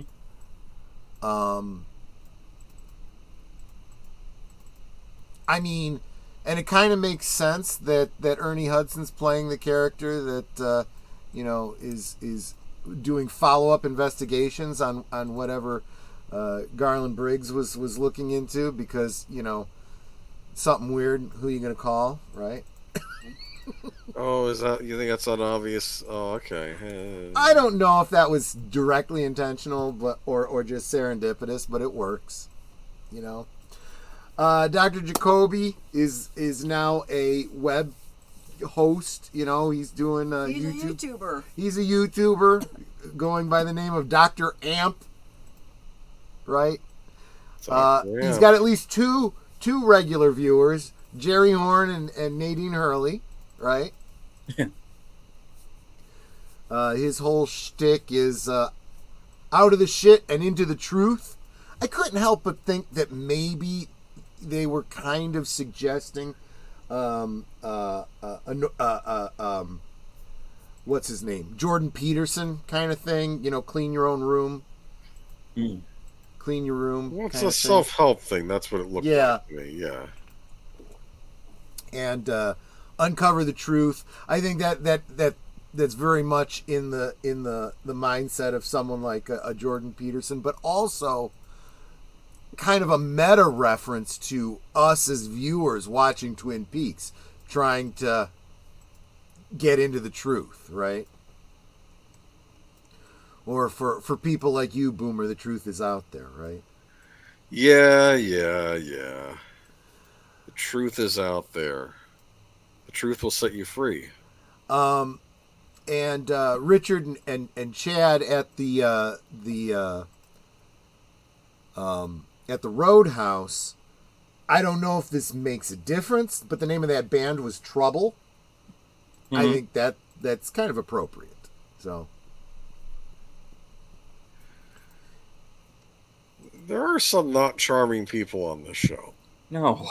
But that was true. That was always true. That was true. Although before. It does seem like there is more, as we are starting to look outside of Twin Peaks, we're starting to see more and more darker personalities. Let's put it that way, I think. But even outside of Twin Peaks, we see some people that are just normal people. Some of them with very positive qualities. Not everyone's evil. So yeah. Curtis is asking, anyone else seen the recent last episode of The X-Files? I have not. When you get to the later seasons, that's kind of when I started to fall out with it. I don't know where they ended up. I can chime in. All right. I'm going to chime in on this. You're talking about the Revival series, correct, Curtis Selby? Mm-hmm.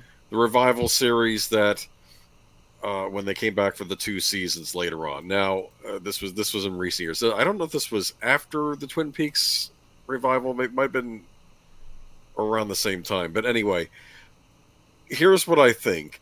I think that all of the My Struggle episodes, even though I do like seeing the cigarette smoking man again, even though he was killed twice on the show. Maybe actually, no, 3 times actually, now that I'm thinking about it. But it's okay. I didn't mind seeing him again. He was worth watching in those episodes. But I felt the whole conspiracy thing at that point was just complete and utter crap. However, I did like, at least in the second Revival series, some of the standalone episodes. And I really like the Lost Art of Forehead Sweat. In my opinion, you treat that as the last episode of the X-Files. And it is a comedic X-Files episode, but it's actually rather funny. And I don't want to say where this scene comes from the episode, but there's a scene where the aliens show up on Earth, and they say we're putting a wall around the solar system. You feel free to explore Uranus. You're not sending out your best people. It was a riff on, of course, the famous Trump talking points. And what regardless of where you are in the political, I still found that funny when the aliens say this. But then he hands Mulder a book. Here you go. Here is a book of all the answers. And Mulder picks up the book and is looking at it, and he's like, no, there's no mystery anymore. And he's crying. It was kind of a spoof part of the episode anyway. It was a weird episode. Did I lose everybody? No, absolutely. Okay, but I consider that you can watch that episode and treat it as the final episode, and you'll be okay. The My Struggle stuff is nonsense, but it was worth seeing Cigarette Smoking Man again. That's my opinion. Okay. And since we're in the deep dive portion of the discussion, I can give you some background and some deep dive information about some of the stuff we saw. So this is a cool little. This has nothing to do with interpreting the show, but I think it says a lot about people appreciating the shows they watch and Kyle MacLachlan's acting talent. So. Upon release, Twin Peaks: The Return earned some criticism for earning the Empty Cup Award, a satirical achievement for television series where actors handle coffee cups that are claimed to be full in the dialogue, but are very clearly empty based on how they are handled by the performers. In the case of this episode, however, Kyle MacLachlan was given some praise for being the sole actor to handle his cup as though it were actually full, especially in an episode where a character, Phil Bisbee, unrealistically balances 2 full trays of coffee while running around. Well, here's what I don't get. Even if they don't want to give him coffee, why not just fill the cup up with water? Because it is challenging, when you have cups of any kind of liquid, you don't want there to be a spill that has to be cleaned up in between takes. All right. Personally, what I think they should do is fill the bottom of the cup with, some sort of weight, something heavy, like obviously not lead, but something like that. So there is some heft to it. Just even a little bit makes a difference. Now that statue of the guy holding the gun was originally not part of the location and was brought by the production staff. It might be a statue of Donald Lynch, father of David Lynch, since according to the stand-in, Tyler Malkin, Lynch talked to it saying, "Hi, Dad." I think that's kind of sweet. I like that idea. Now, here's where we get into deep lore. I don't know if you guys, this stream will be up. You guys can always come back, rewind, listen to it again. But I'm going into the weeds here. The numbers input by the doppelganger during his phone call are, using the standard DTMF tones, pitched up 2 octaves for off-screen ones. 16, pause, 1 2 3 5 7 8 9, computer modem response, 3 1 3 5 3 7 8 9 1 2 3 1 5, and then off screen 0 1 1 8 9 9 9 8 8 1 9 9 9 1 1 9 7 2 5 3. You got all that? Like I said, rewind and play again if you want to write these out and take a look at them. Anyway, this could be interpreted as 2 numbers dialing to get an outside line from the internal prison phone system, then 7-digit local number calling a computer set up beforehand with a local number, so it would be a free local call, and finally a code that triggers a pre-planned automated hack of the prison system. Or it could just be bullshit. Well, it did something.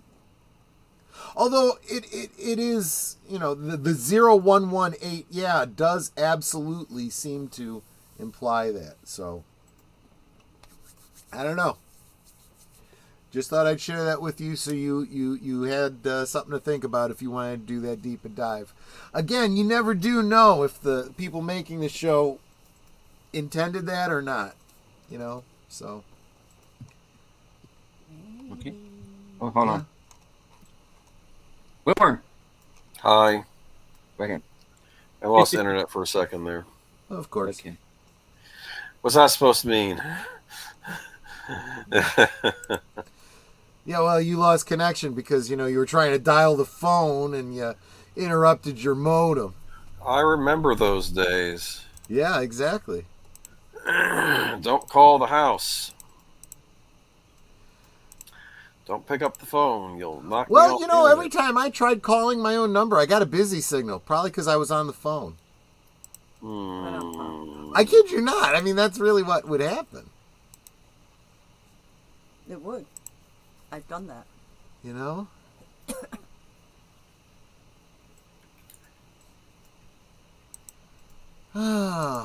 That's all I got. I think that was quite a lot. Yeah.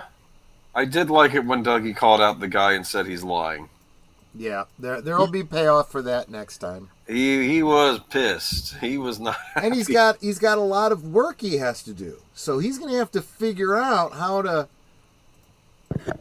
do whatever it is Dougie Jones does.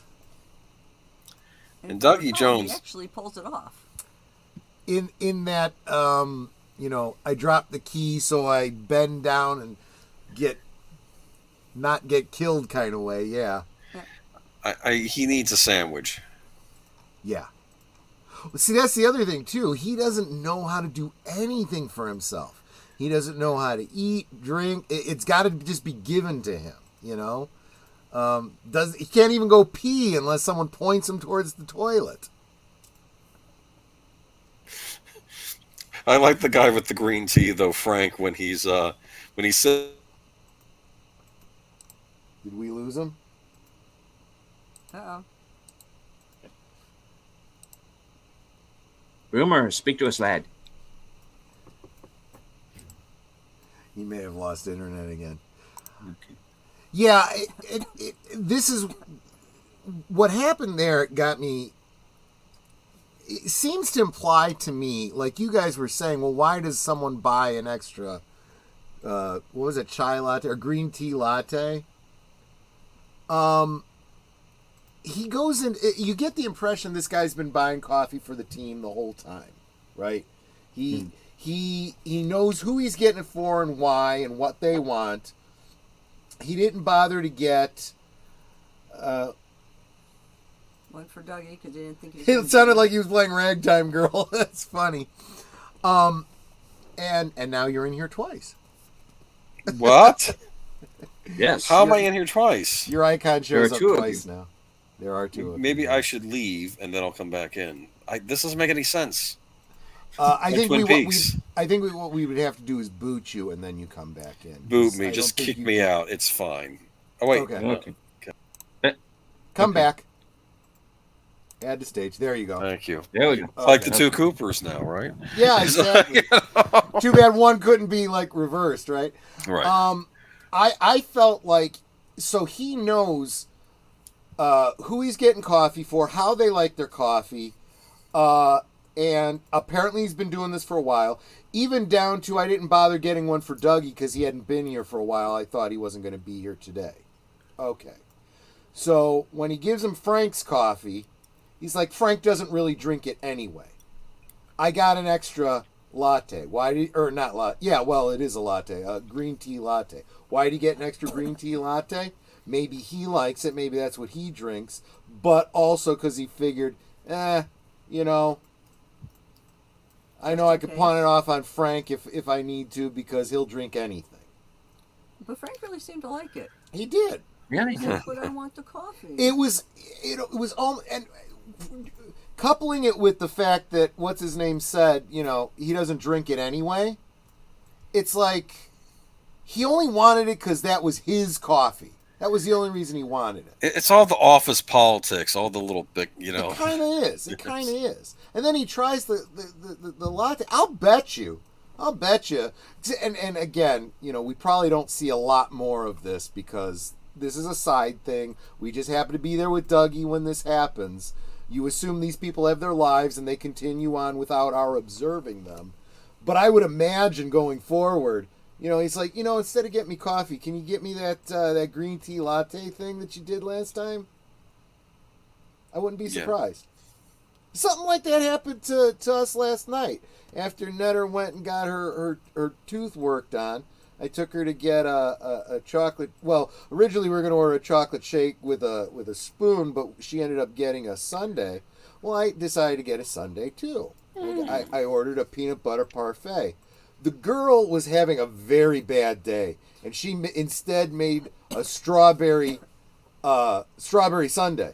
I'm like, I ordered a peanut butter parfait. No, she was trying to give it to me, and I'm like, I ordered chocolate. Oh, that's what it was. You ordered chocolate. And she goes, oh my gosh, this is the second time I've done this time. And literally, the person the guy right in front of us ordered a vanilla cone. She gave him chocolate. And he goes, I ordered chocolate. She goes, I could have sworn you said chocolate. He goes, never mind, I'll take it. So he ended up taking it.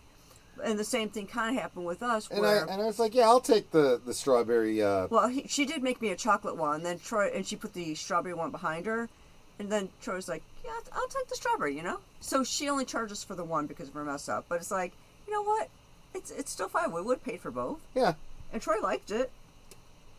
Because this is real life. This isn't, and these are the kind of details I kind of get a kick out of in Twin Peaks. It's not necessary, but it's neat. I like it. It's neat. Yeah. And Nate is speculating that you went to the Black Lodge for a bit there. Probably, yeah. I don't know. It's just.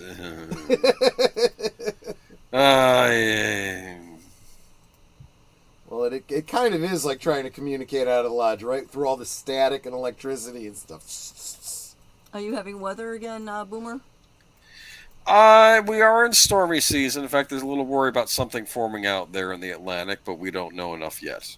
That's what stormy season is in a Stormy Daniels? I'm sorry, deleted. I saw the opportunity. I had to. Mark brings it around to Mr. Strawberry. Good on you, Mark. Again, paying attention to the details. Yeah, so who is Mr. Strawberry? They mentioned him. So tonight, last night Troy had strawberries, and tonight Evil Cooper said he was going to be calling Mr. Strawberry. Coincidence? I think not. Well, that would make you Mr. Strawberry. There is a reason that I am your guide in this bizarre realm of Twin Peaks. I have some insights. I have some contacts.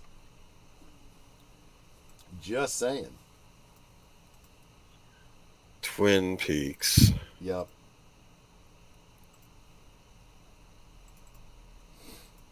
And Dougie. Yeah. Why was Sonny Jim upset? You'll find out more about what's going on with Sonny Jim later. All right, because I was a little concerned. It is kind of nice to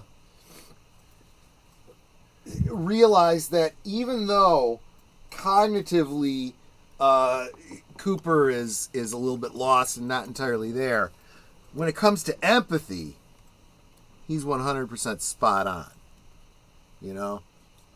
That part he's got.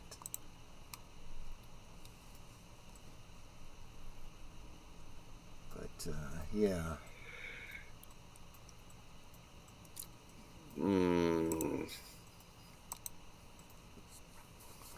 So I guess I was about right. About an hour for the show, about an hour for the commentary. Yeah. I think that's becoming the way to do it. It makes you want to keep watching more. I mean, most episodes don't so much end on a cliffhanger.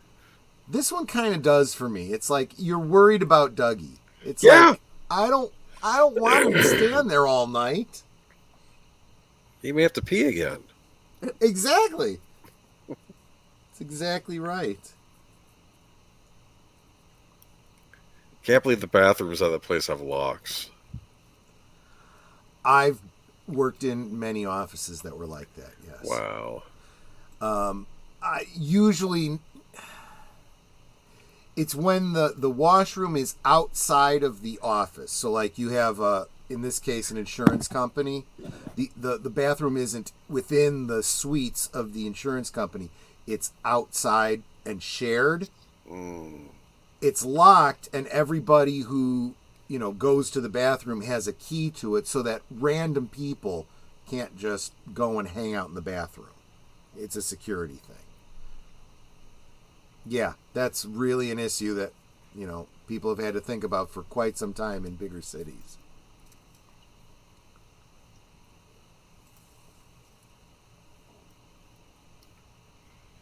Yeah, if you can remember from the first time we met Cooper, he was a human lie detector. Yeah. Now, I get the impression that he's getting a little help right now from the lodge or something, right? Just like he was able to key in which machines were going to be the winners. He'd see that little Black Lodge flame above it. This time he saw like a green light on the dude's face. I don't know how that indicates that the guy was lying, but it meant something to him, so he just said it. This you might consider this a spoiler, but I'm just going to confirm a little bit of foreshadowing that we got tonight. He's going to come across something in the paperwork he's doing that's going to indicate, yep, he was lying. He's not going to understand it. He's not going to know what he found, but the boss is going to see it, and this is a recurring theme with Dougie, right? Going along, having no clue what he's doing.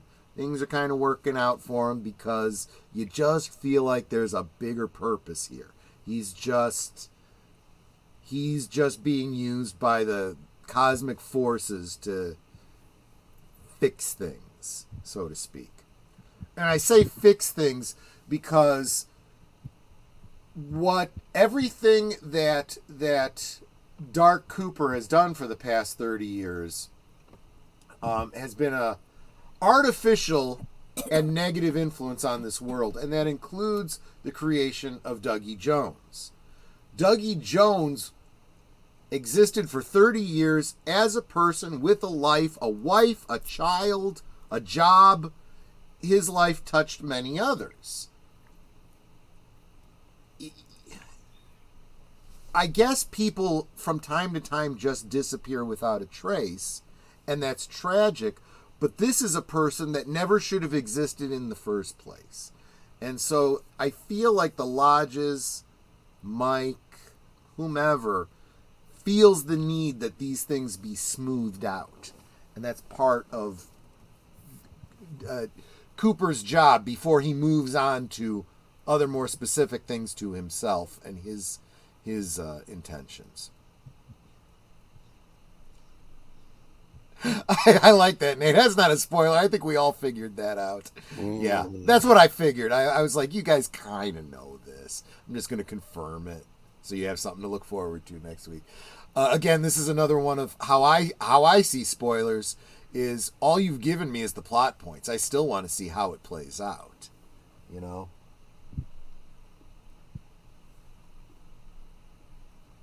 I told you guys that story about how I spoiled Return of the Jedi for myself, right? No. Yeah.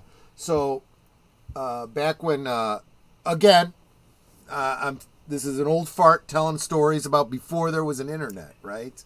It was the only way you could have a movie spoiled for you is if you literally had a friend who had seen the movie and ruined it all for you, right? The thing was, the first couple weeks that Return of the Jedi was out, we as kids, weren't necessarily able to get there right then first week, you know? So I didn't see it the first week. Most of my friends hadn't seen it the first week, you know? But what I did have access to was the comic books, and I picked up Marvel Comics put out the film adaptation in a kind of a magazine size.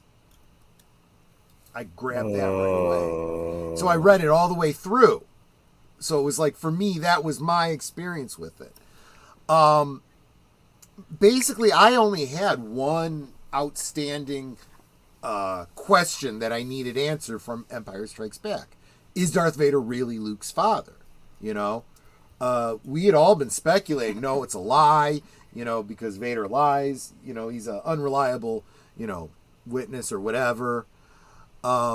It's not until Return of the Jedi and Luke literally directly asks Yoda, is Darth Vader really my father? Yes, your father he is.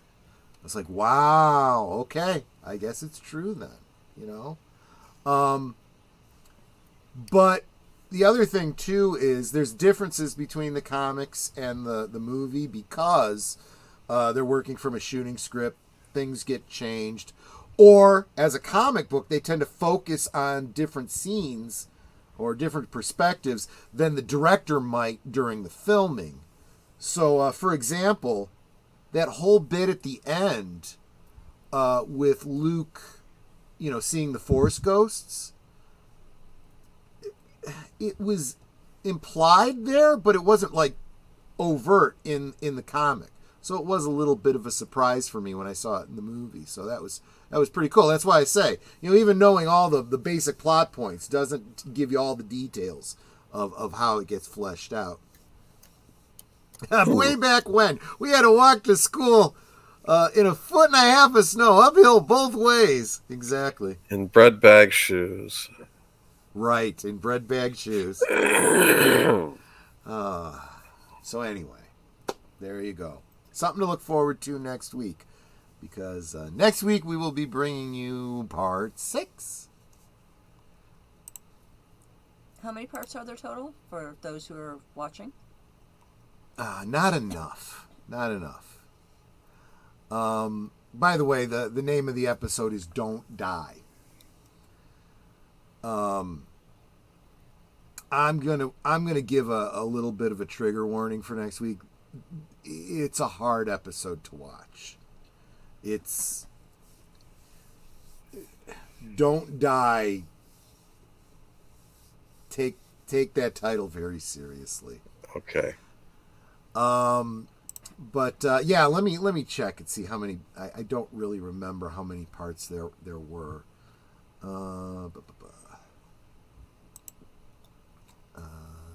8. Gotta count them. 9, 10.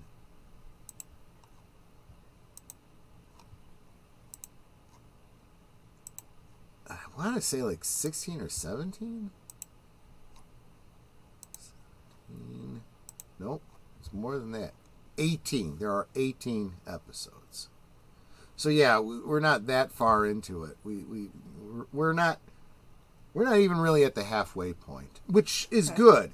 It's a long. It's still a shorter season than you would expect from a network television show like Twin Peaks, but it's longer than a lot of the streaming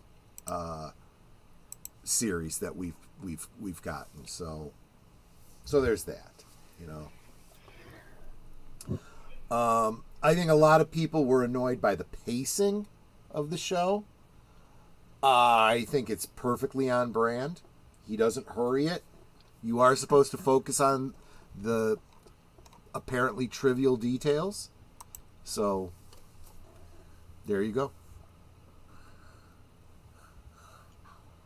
Cool. And Curtis says that they're doing an in memoriam for pop culture curator. Gave us a link for that. So you can go check that out next.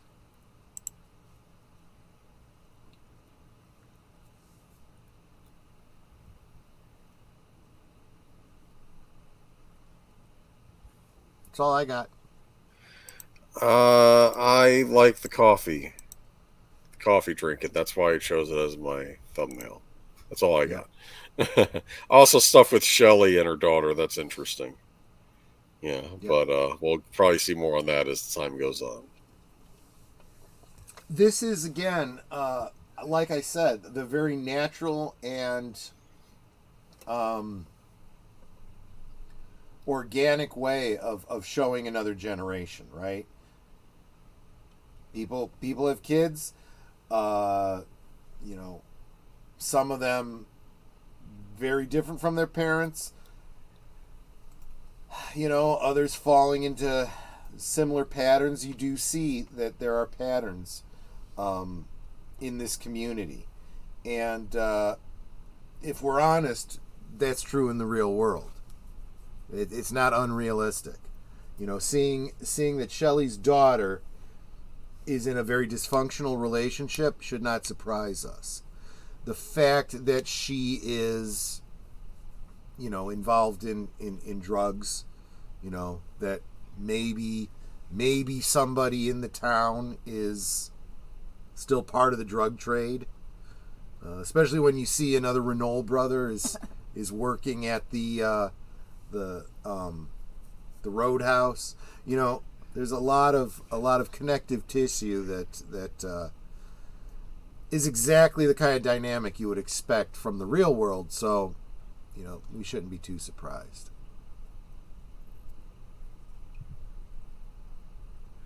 No, I guess not. But it looks like I almost called him Wild Bill. Outlaw Bill is over on the stream, so you guys should get over there when you get an opportunity. Yeah. But I'll tell you one thing, though. I would buy one of those golden shovels if given the opportunity. 2 coats, guaranteed. Yes. Yes. We saw him doing it. Yep. So I guess that's one mystery solved, what he was up to with those shovels. Anyway, that's... golden shovels for shoveling shit. Or mud. He did mention mud also. Right. That's true. He mentioned both, though. Because otherwise that would be one big pile of shit. Yes. Nadine seemed to be very inspired. Yep. That's going to come up a little bit more later. And if you think about it, you know, she's definitely somebody that needs to take control of her life, you know, think about freedom, you know, shovel out the shit, you know. She's got some things to work through, so this is going to be a good thing for her, I think.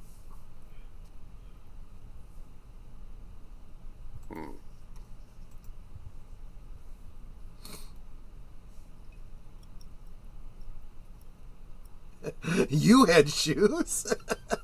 Yeah. New shoes. New shoes, yes. All right. Oh, I guess we're waiting on Deleted. Did he step out? Okay, not sure how long I was muted there, but okay. It's all right. No, it's okay. It's okay. Maybe you were trying to talk when Troy was bringing stuff up, and you thought you were being ignored, didn't you? Okay, no. Yeah, I do. I was like, I'm not the one bringing up the comments. He's still here.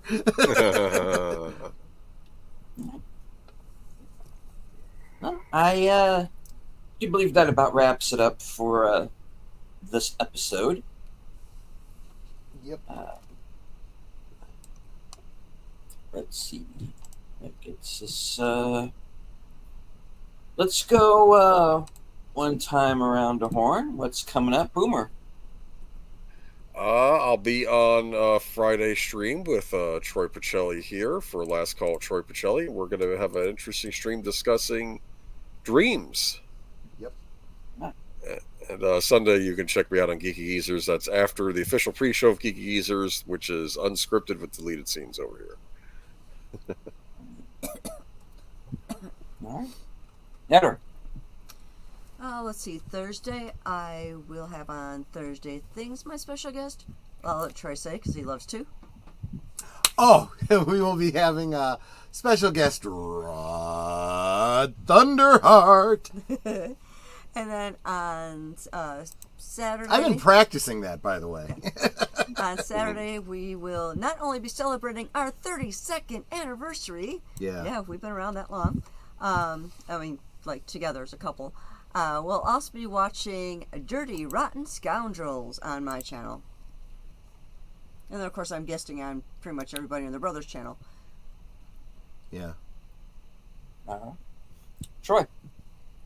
Yeah. So tomorrow night. What night is this? Today's Tuesday, right? Tuesday. Obviously, I'll be on with Netter and Rod Thunderheart on Thursday. Friday, last call, 9 o'clock Central, 10 Eastern.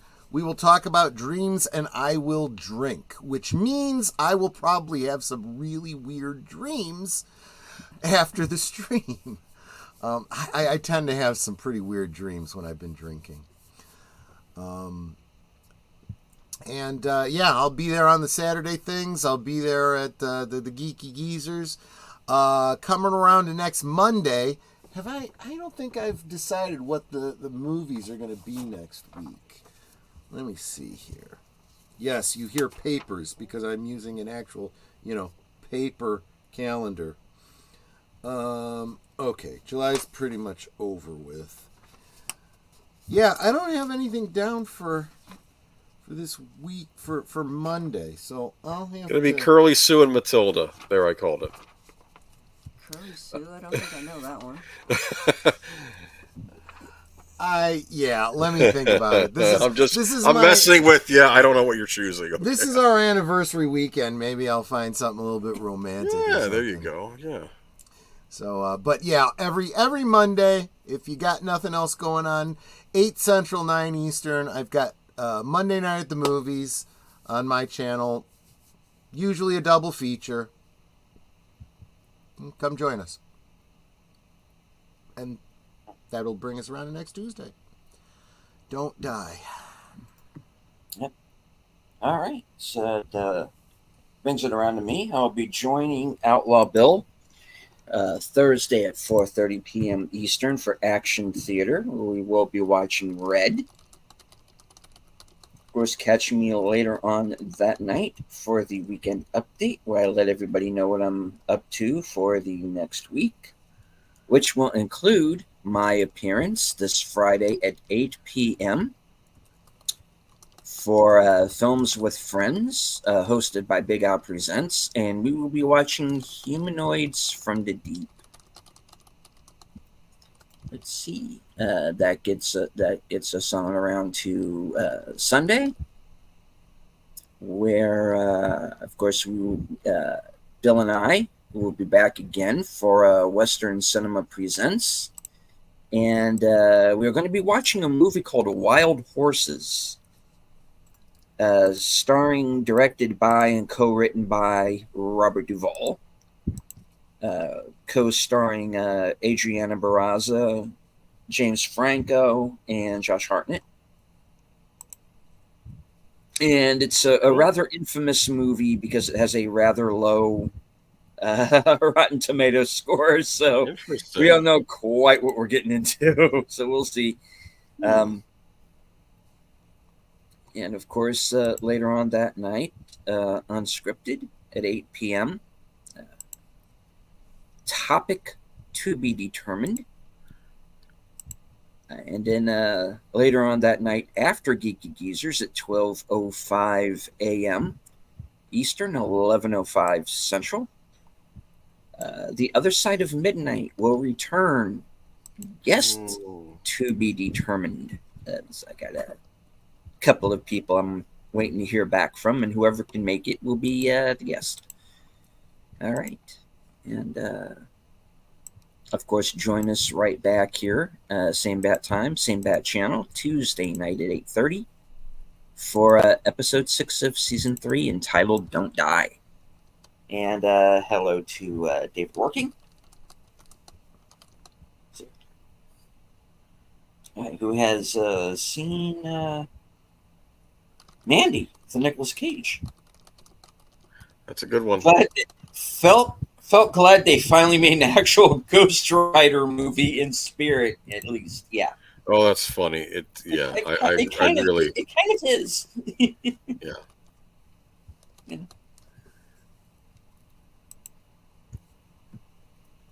Wild horses is not what I wanted horses to be. And, Nina's saying, is that a low audience score or a low critic score? Both. So yeah, we'll see. Um, saw a rather interesting movie on last week's show entitled The Homesman with Tommy Lee Jones and Hilary Swank. And yeah, interesting was a good word to use for that one. Um, a movie where everybody was either batshit insane or a complete jerk. So, yeah, an interesting viewing experience, that one. So we'll see.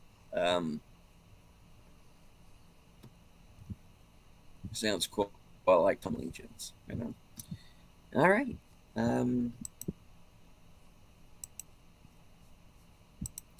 I think that about wraps it up. I would like to thank everyone who followed along with us on Twitter. I can't see, but I know that you're there. I like to thank everyone who joined us here live in the chat. It's always good to see all of you.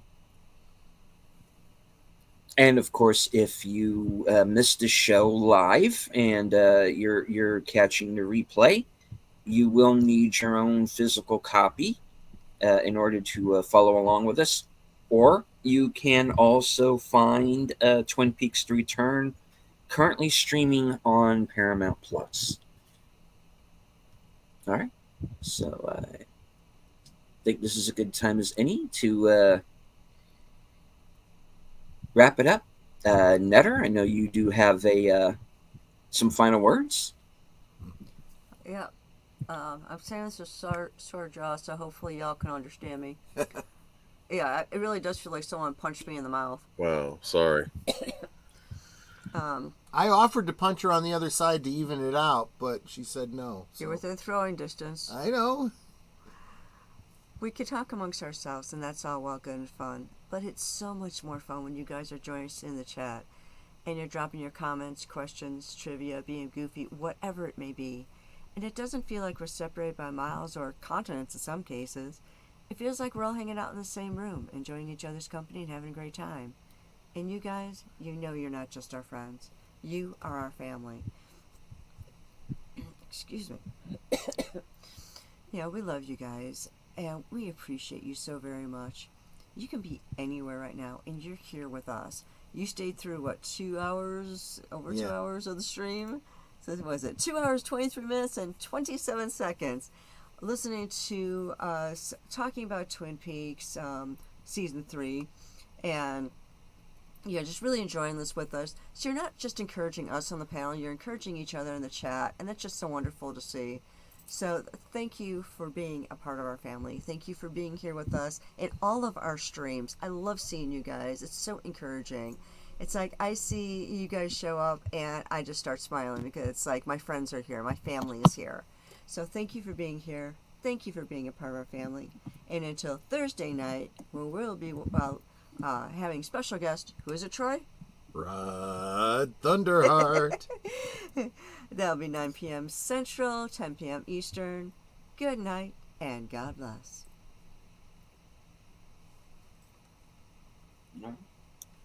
And as I always say, I would like to once again thank you all for joining us. We will be back next week, Tuesday night at 8:30. And of course, once again, thank my fellow panelists for taking the time out of their increasingly busy schedules to join me for this show.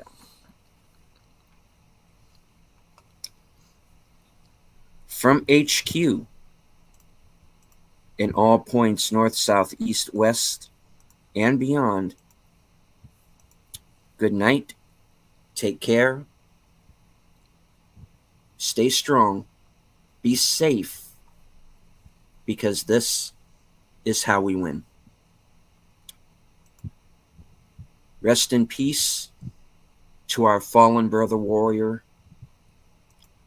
pulp culture curator. Good night.